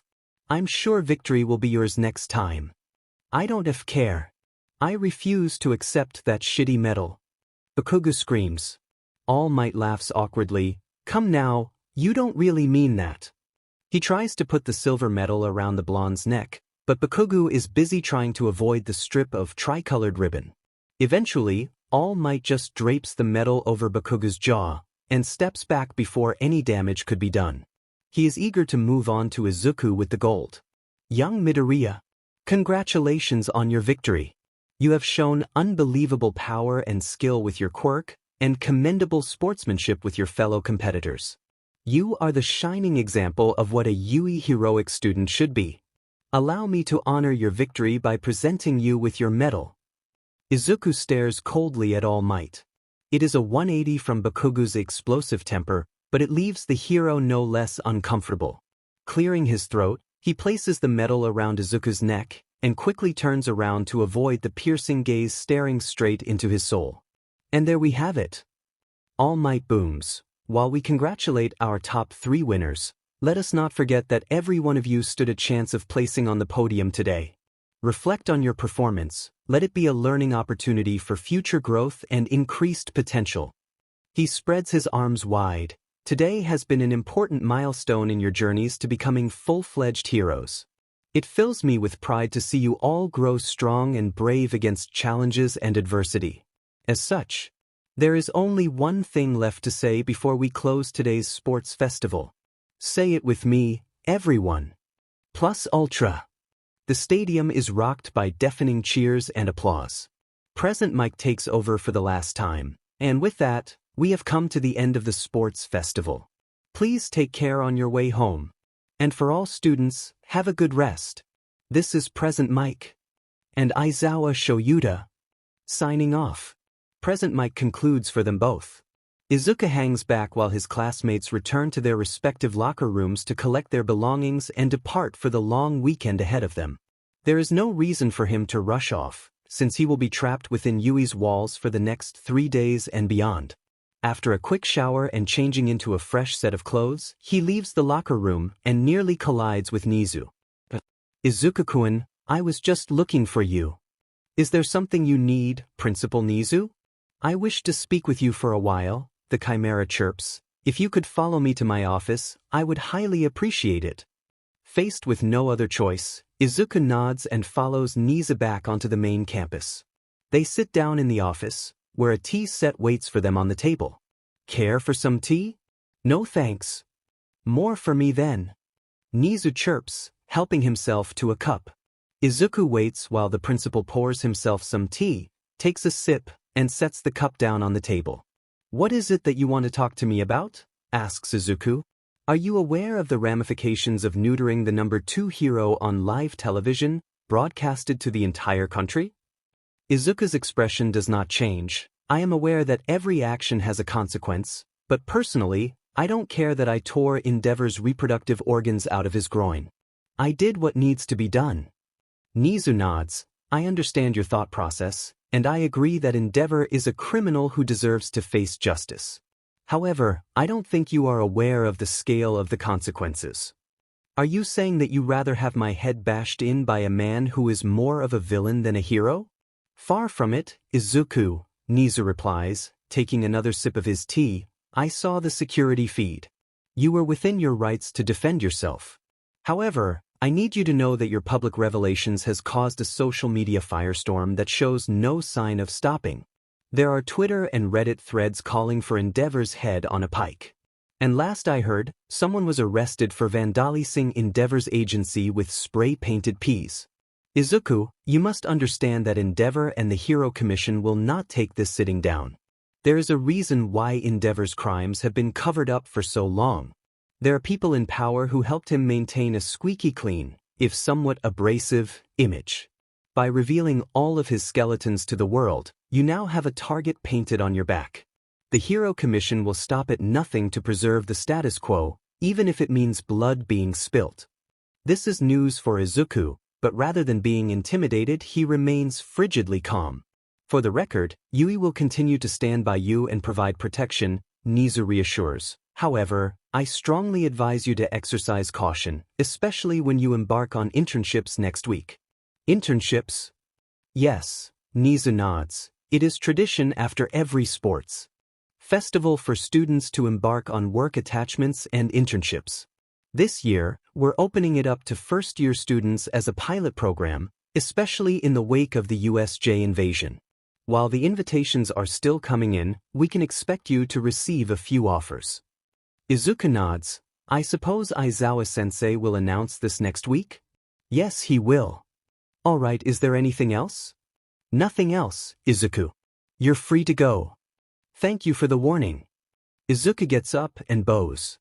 He leaves the office without a further word. As he heads back to his room, he thinks about the Hero Commission, a bunch of corrupt criminals under the guise of an organization that upholds heroism. For all that Nezu's warning holds water, these cowards who tarnish the name of heroism by covering up the worst of crimes don't scare him. If it comes to it, he'll just unleash a storm and let it rage on. The cold doesn't bother him, anyways.